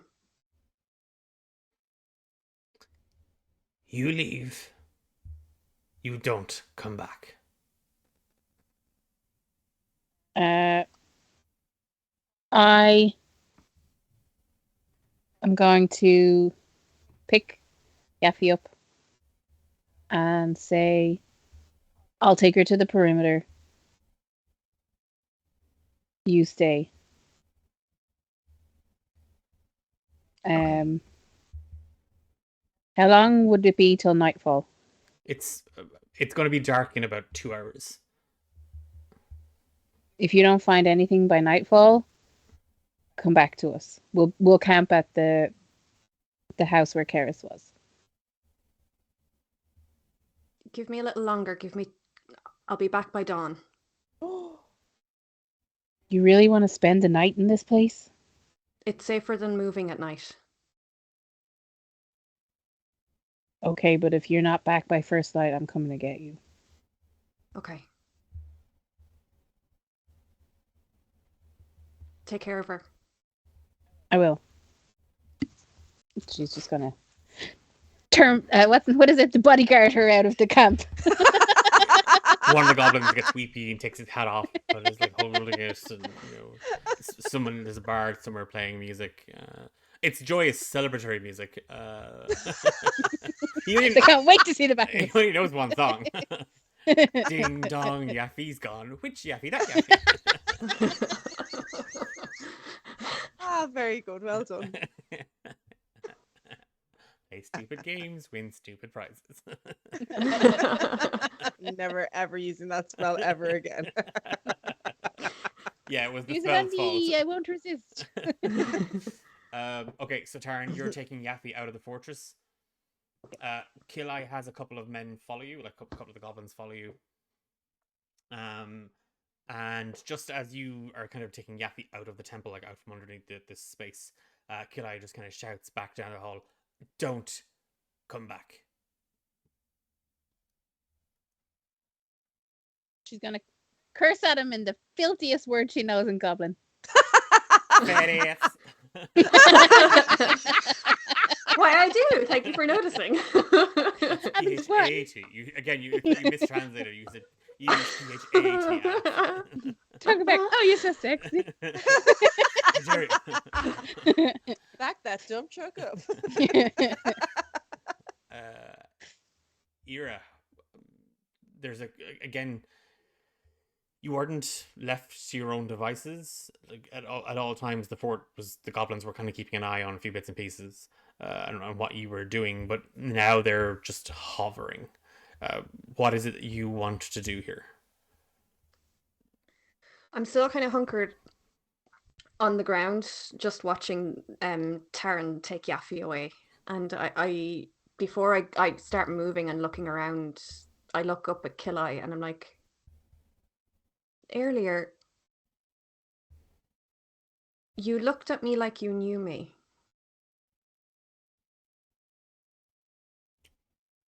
He looks at you quizzically. I don't know who you are. Have you been here long? At the temple? Do you remember it before it was ruined?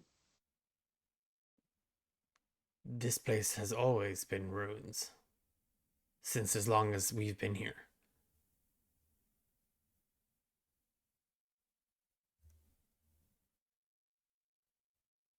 Okay. Sorry. Don't mind me. I just thought you looked at me differently. I'll get looking.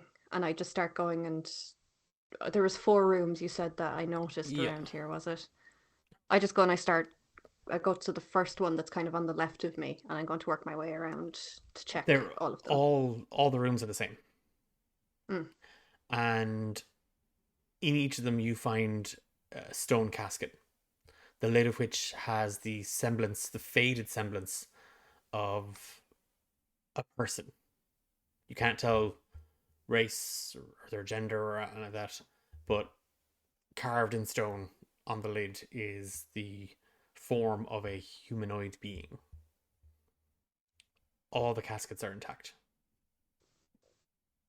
When I look at the forms, do I recognize anything particular No, about like them? I said, there's nothing. There's no detailing in them. Like if there was, They've kind faded. of eroded a Yes, bit. Yeah. Okay. I guess with each of them, just when I go in, I do want to inspect each of the caskets and all of that and all around them, just to see if I see anything interesting. So I don't know if you want 4 investigation rolls or what you want, or you can give me an investigation check. Okay. And Taryn, are you bringing Yaffy back to Portok and Karis's and Arek's home? Just I'm asking for a reason. I want to get far enough away that the goblins turn back Okay. and to immediately cast lay on hands on Yappy because I'm not carrying this bitch the whole way. Okay. They'll escort you, and it's going to take some time, but they'll escort you back to that clearing. Now, it's only going to take a couple of minutes, but Yeah. they're going to escort you to there and then just turn and head back. Okay, and I'll come to that in a minute or two. Yeah, no worries. Yeah. Ira? I got an 18. So, you again, you float between the four rooms and you're taking your time, and the light is kind of diminishing overhead, and the sky isn't, you don't have any kind of glorious sunset. It's just, the light is bright, it's less bright, and then it's dark, and you're now kind of squinting to try and make out some of the details on these, like in these rooms. You're looking for anything, something to kind of give you a clue as to maybe who they were, who they are, and it's even that kind of reaching out. Do I know them? Is there a connection? The only, you got an 18. Mm-hmm. There's one thing you notice in common in each of the rooms. If these are burial chambers, okay, and if this is where this dead have been laid to rest, regardless of whose temple this would be, Lomar, Boss, Duvda, Kaga, any of them, there would be some symbol. There would be a statue. There would be some something to denote the presence, the sort of the both in terms of worship to that deity, but also as sort of a ward, as a guardian to look over and to protect the dead. In most cases, burial chambers, it's Boss, but the longer you're here, this does seem to be more of a sort of one size fits all. Like you, and that's the one thing that you weren't really sure of until you've kind of checked all four rooms. While the caskets, the coffins themselves or the tombs themselves are intact, anything that would denote whose temple this is either missing or it's in ruins. It's actually been destroyed. You've found a couple of places, again, along the hallways where there might have been a statue placed, or something etched into the wall, symbols or teaching, a proverb, something. A lot of the damage here is time. But anything to do with the god that is linked to this temple, the damage has been intentional. They've done it. Whoever or whatever has done this has been intentional in removing their bearing, in removing their marking on this temple. And that's what you've kind of gleaned from your investigation of the four rooms. So they've been intentionally removed Or destroyed. or destroyed. Okay.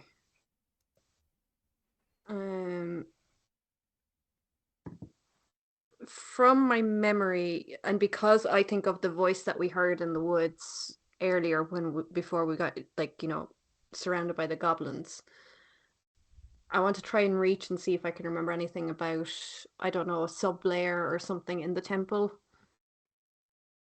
You're not sure what it is, but ever since Yaffy's accident, you haven't been able to make that connection. You haven't been able to sort of tether yourself to your memories. It's that thing of, when you have that sort of little shadow on your eye, that it's there, but when you go to look at it, it moves. That's what the memory is like. You can feel it. It's there. You just can't take hold of it. You can't quite recall the details. Okay.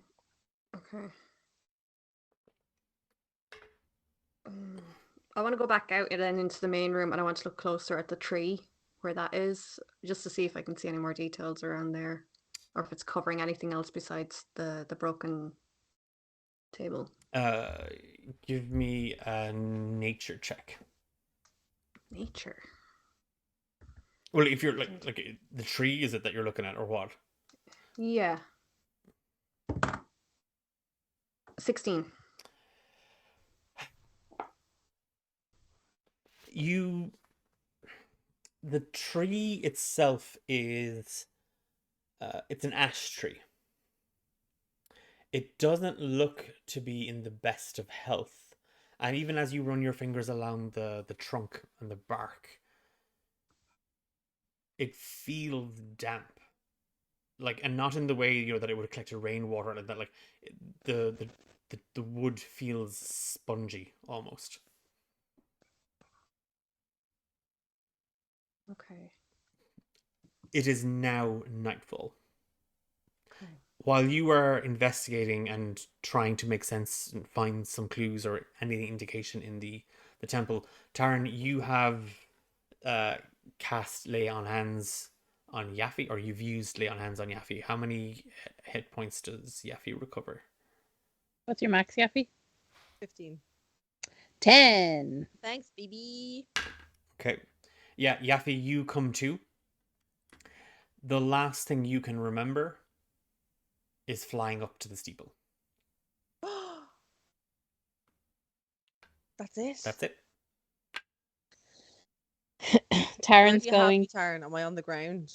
Yeah, you're still lying down, I assume. Taryn's gonna be like kneeling over you, and she's just gonna say, I don't know why you felt the need, but please, please don't do that again. Yaffy's gonna kind of sit up really quickly. I hope she doesn't clock you. She might a little bit. I'm just gonna. Why am I down here? What happened? Where are we? Where's Ira? Ira Taryn? is in a camp full of goblins because somebody decided they were going to pass out, collapse, jump. I don't fucking know. Jump. You I wanted to fell go up. from the spire. I didn't even get up there. What are you talking about? Oh no, you did. And you fell all the way down. Ha- And I had to decide whether to heal you or fight them. Oh, well, thank you for healing me, Taryn. Yes, Mhm. that's wonderful. I feel the best I've ever felt as she looks down at her tattered clothes. Um, but how did I fall? I don't remember. Why don't I remember, Taryn? Well, Kill Eye seems to think that you cast magic again. Well, I mean, I had an idea that maybe I might try, but I didn't get a chance. Maybe you did and you just don't remember because you hit your head pretty hard. Ira, where is she? She decided to stay. We still need to find the gauntlet, and thanks to you, we can't go back. Well, uh, they don't mind you. They just don't like me. So maybe. Oh no, I was given specific instructions not to return. Taryn, we can't leave her there. We're not going to. Okay, well, let's go. She's got This- until dawn. What time is it now, Declan? So again, we're kind of jumping back and forth in the timeline here. Nightfall is probably in less than 2 hours, so it's going to be about 14 hours before dawn breaks. Well, I mean, should I make myself useful? Will I try and look around Port Talk or something? I mean, I don't really want to go back there. I don't know why. I just would rather not. Oh, I told her we'd meet her at the house, so okay. Are you angry with me? I'm sorry, Taryn. I didn't realize I did something I shouldn't have. look, it is what it is. You know, I mean, some people they use magic as a coping mechanism, and that's fine. Personally, I prefer the sharp end of a blade, but Or Each a to their dryad own, I bomb. guess. Yeah, okay. Yes, okay. That's fine. Will she be okay, Taryn, do you think? I think she can handle herself. It's not her first trip around the sun. Oh, funny. Well, I'm going to go and over here. And she's just going to kind of gesture. Are we near Portok now? No, you had stopped at the clearing, so Taryn, that's where you had kind of tried to bring Yaffy back and administer aid and whatnot. And Yaffy, as like you are healed, like you feel energy, but your leg is killing you. Like uh whatever way you fell, whatever you've done to it, and even with Taryn's healing, like it's sore. Like any amount of kind of exertion, even flying hurts. I think she's still going to fly because it's better than putting the weight on it, even if it's uncomfortable. She's not going to fly too far up. She's only like a few feet off the ground, and she's going to. Like, she doesn't remember what happened, but she has this kind of. I don't know what you call it. Like she has a fear, and she has this feeling that she wasn't in control, and she doesn't know why. And she just needs to shake it. She doesn't like it, so she's going to. The way she needs to act right now is by doing something useful for them. So she's going to try and fly back to Portok and have a nose around the abandoned houses and see. Okay. And Taryn, If she can find it. are you heading back to Port? Or are you heading to Karis and Arix? Yeah, Okay. I feel like she can't be left unsupervised. So yeah, Just out of game for the moment. I am going to argue that Nonce went with you to help carry Yaffy. Like that's the crux of this is that suddenly. I'm sorry, miss. I'm the one that messed all this up. That now try to put blame on me. The idea is that Ira is on her own in the temple. Like, so it would be a bit weird for suddenly, oh, you've been on your own the entire time. Wait, no, here's Ananse. Yeah. So This whole yeah, time. we're just gonna say that Ananse kind of went with you to help. Also, I don't really imagine Ananse want to be around the goblins. Yeah. They smell. And also they think treasure is trash and trash is treasure. So yeah. Correct. Ye are going to head back, and it is that thing of Yaffy, you're trying to find the path that you took through the woods, and while ye maneuver and sort of make your way slowly back towards Portok in the direction that ye think ye came from. Like it is that thing, Tarno. No, we like if we followed the goblins back straight away, we keep going in that direction because that's the way. We didn't do any major sort of turns, and there is this doubt that begins to settle in. Are we heading in the right direction? And as the light begins to diminish, dark vision or not, the woods are unfamiliar to you. These woods are strange to you. And you're not certain you're walking or flying in the same direction you came from Portok. Oh God. Right. Ira, night has fallen, so we're now kind of on the same sort of time frame. Night has fallen. A lot of the goblins have kind of petered out, filtered out, kind of seeing that you weren't doing much of anything, but like looking at things and like running your hands over them, trying to get a sense of what might have been there. They've lost interest, and there's only one or two now that have been kind of tasked with keeping an eye on you. And even then, you see that they are getting sleepy, they are getting hungry, and their attention is waning. You hear kind of noise coming from outside, and Killai just shouting from the courtyard, "Woman, we rest now." Okay. I will stay in here.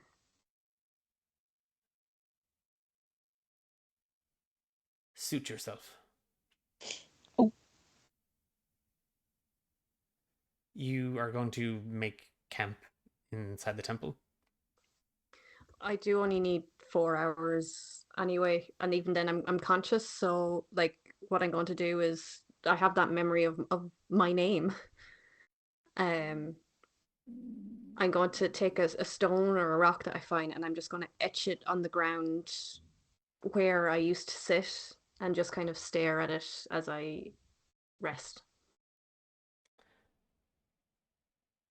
You just, again, you write your name, and it's a very strange feeling. You are Ira. You were Sive. And it's one of those things that since you have returned, that is sort of, you've always been told, to, while while the curiosity, the questions about your past life are perfectly normal, perfectly natural, it is in your best interest to leave those memories where they are, in the past. They are a part of you, but they are best left alone, because who you are today, who you are tomorrow, is not who you were then. And it is one of those things that you've always just, in the quiet and in the still, when the world has drifted into slumber, you have found yourself alone, even in the cloister, surrounded by fellow priests and acolytes, alone, wondering who you were. And now you know your name, or a part of it. And as night creeps in, and it is that thing of, you're not sleeping, you are simply resting. It is that you are aware of sorts. It's a haze. It's like meditation. You are very much in your body, in this space, in this time, but at the same time you've sort of let go. You don't feel the cold of the night. You don't feel the cold of the air settle on you or soak into your clothes the way it has. The way Yaffe and Tarn shiver against it. The way Ananse tuts and fusses about, pulling at the edges of her cloak and clothing to try and shield herself a little bit from it. You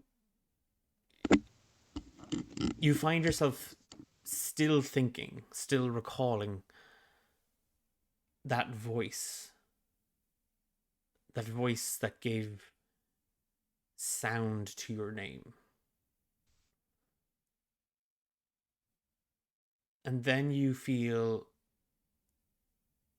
a hand on your shoulder. And just sort of coming back into that moment and letting your eyes sort of focus, there is, standing over you, a figure. They're tall and lean,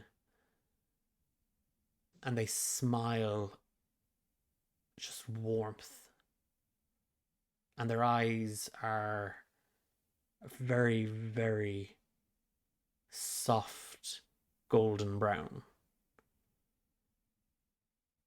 And he stoops low, and he takes your hand in his. My Sive. And he leans in to just brush just a hair away from your face, and you see him. And you know him. Aegon. Your fiancé. Here. Unchanged. Unaged. As if you plucked him straight from your memory. And his hand touches your skin, and you can feel all the warmth of spring sunlight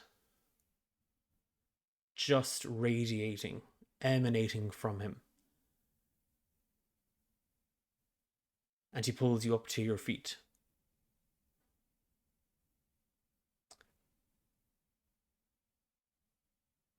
Come, Sive.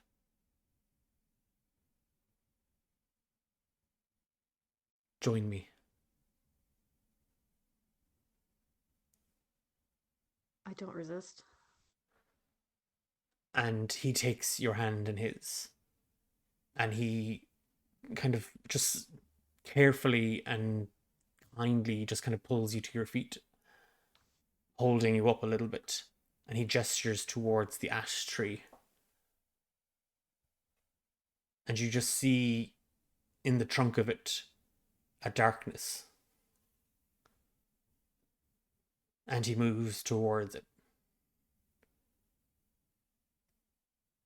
leading you down into the deep below.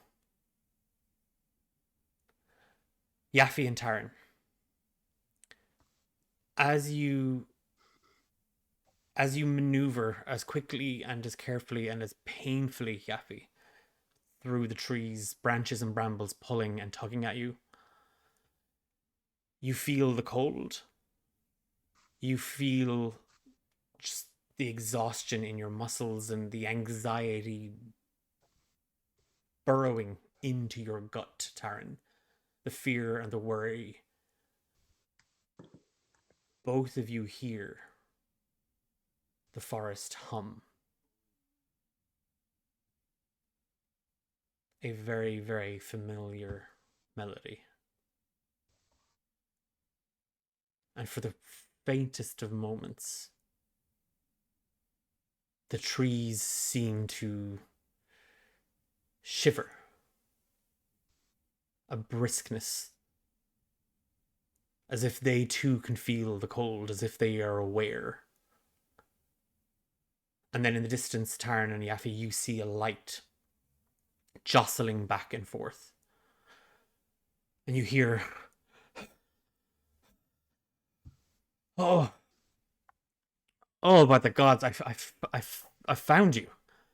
And you see Arik just with a lantern, stumbling blindly through the dark, his face illuminated. Oh, come, you're almost back at Portok. Karis has made up a bed. The young ones can take the floor. We'll get something warm into you. What possessed you to be going out into the woods?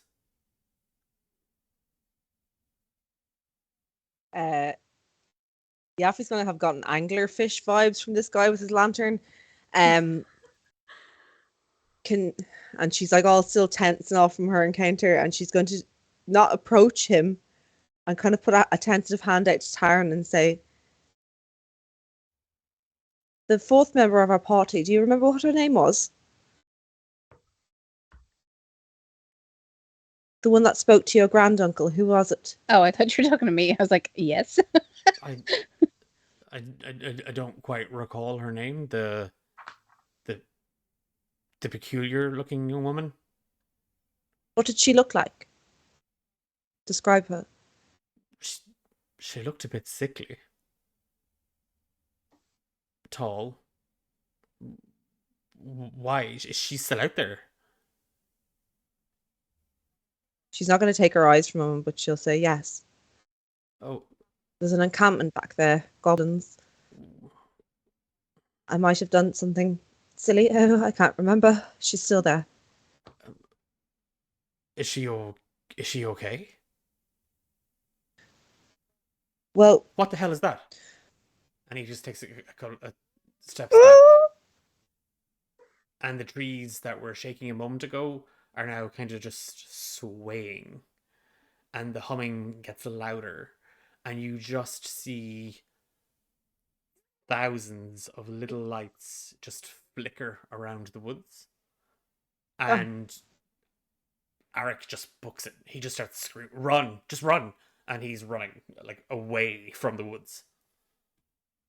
Is it still like, is it the song that we're hearing? And the lights seem to be flickering with it. Taran, we can't go. Why? He's leaving.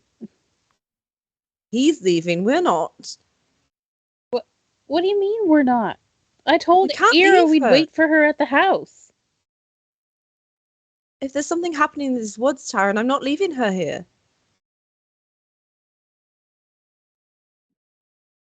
Oh, fine. I mean, it's Croker's song, right? You don't really trust him, do you? We're fine as long as we keep doing what he says and keep hunting for Well, what he wants. what he wants is back there, so maybe I think. I know I'm not doing a very good job, but shall we try again? Taryn's gonna hold her arm out for her. I knew we were friends. I knew it. And she'll take your hand. Taryn and Yaffe, as you, with Ananse, race back through the woods, again, just these lights just flickering, and some are as big as a gnat. As small as a gnat, little, almost like little fireflies. Others seem to be about the size of a crow. All overhead, they're drifting and swaying and flicking and flittering all around you. There's an energy just pulsating through the forest. And Ira, as you are led down the roots of the ash tree, the entire time gazing up into the face of Aegon, you find yourself just sort of drifting deeper and deeper into these memories.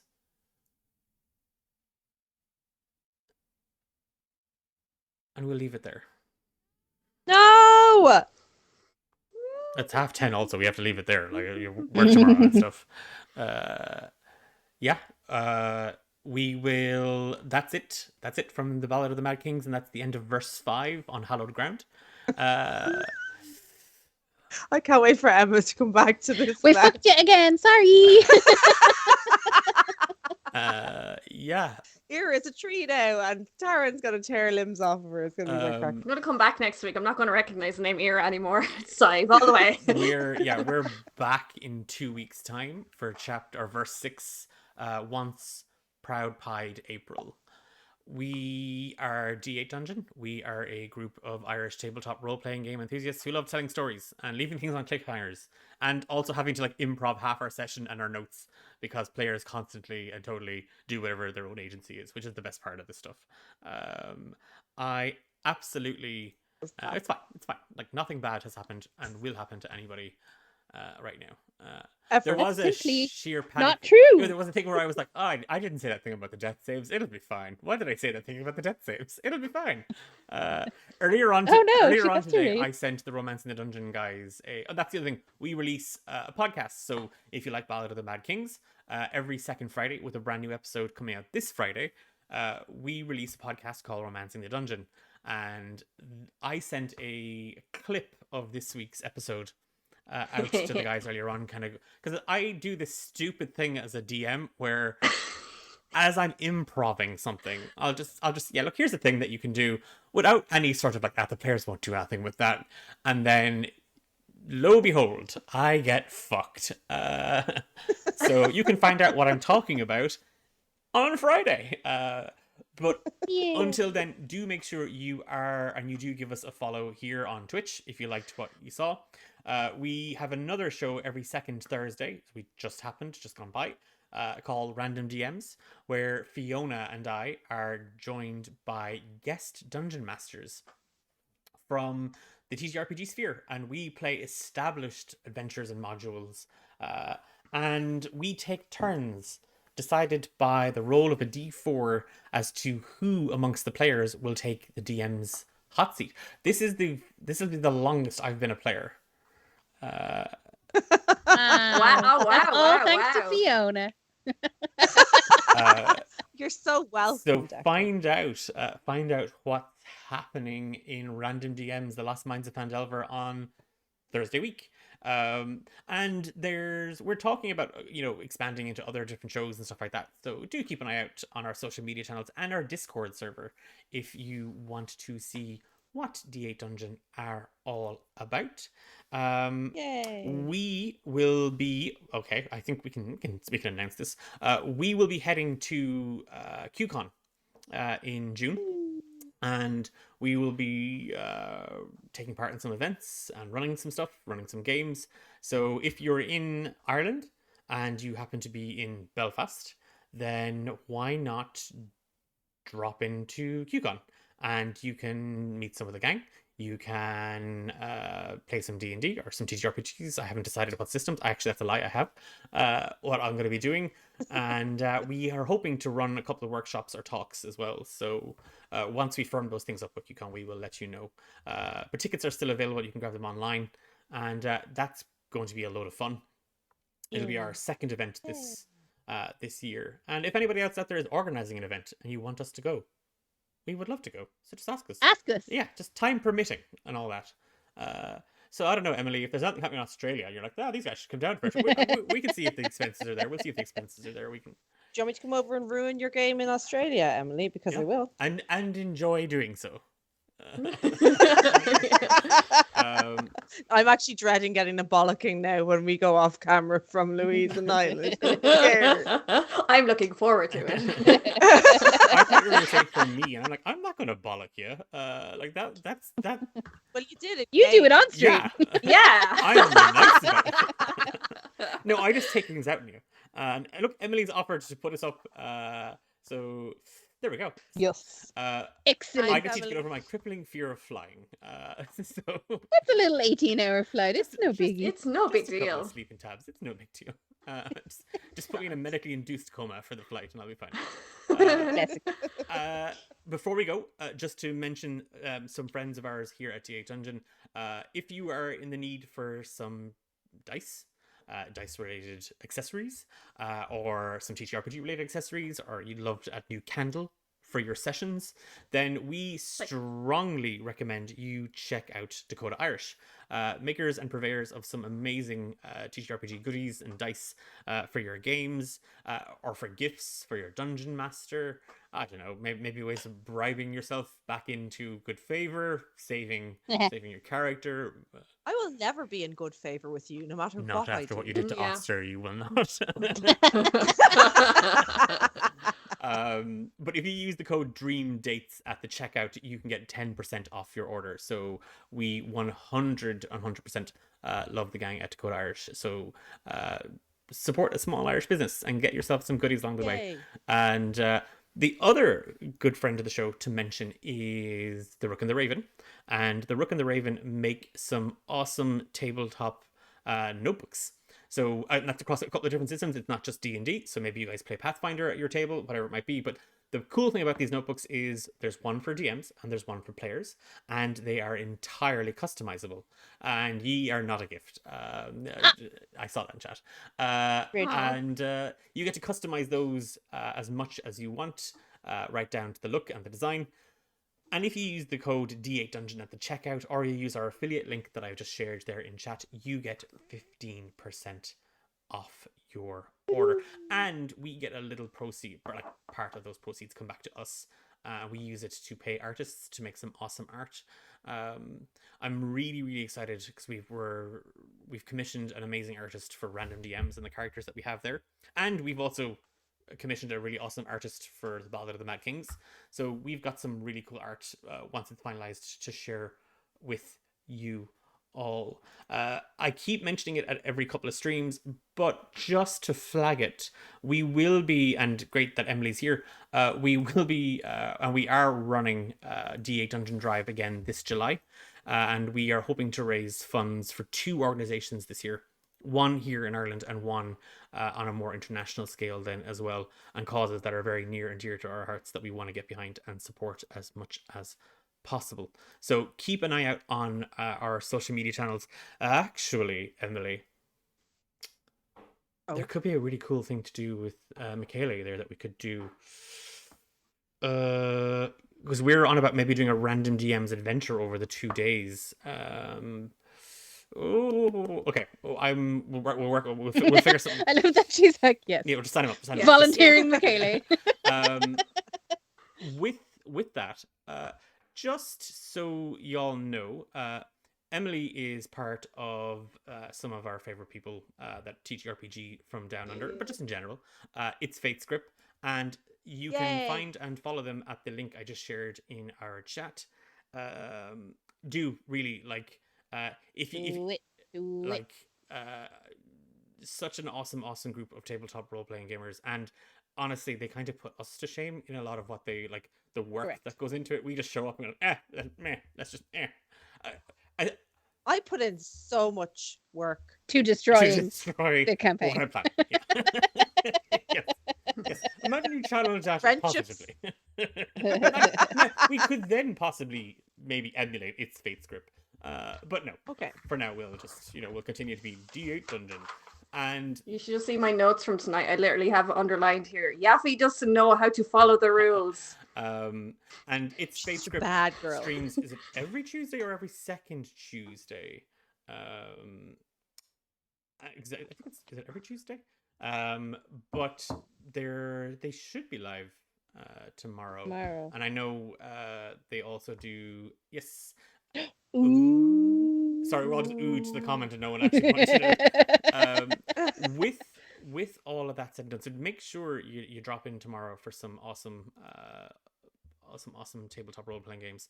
I will be in a work meeting. I know what I will be doing while I'm supposed to be in the work meeting. But I think we will carry over some good vibes, and we'll raid somebody. We'll bring folks over. Oh, cool. Wait. There's nobody following that. There's no one that we follow. That is live. So anybody want to suggest somebody? Super quick. Oh. No? Maybe, possibly. Tales of Initiative. Okay. Can you tell? Can you tell I'm not really comfortable doing Tales of Initiative? There we go. Nope. There we go. Thanks. You're doing great. Right. You're You're doing doing great. so well, sweetie. I hate all of you. Good night. Good light. What was that? Good about? night. Good life. Good night, everyone. Um, Don't go into the light like Don't, Ira did. Yeah.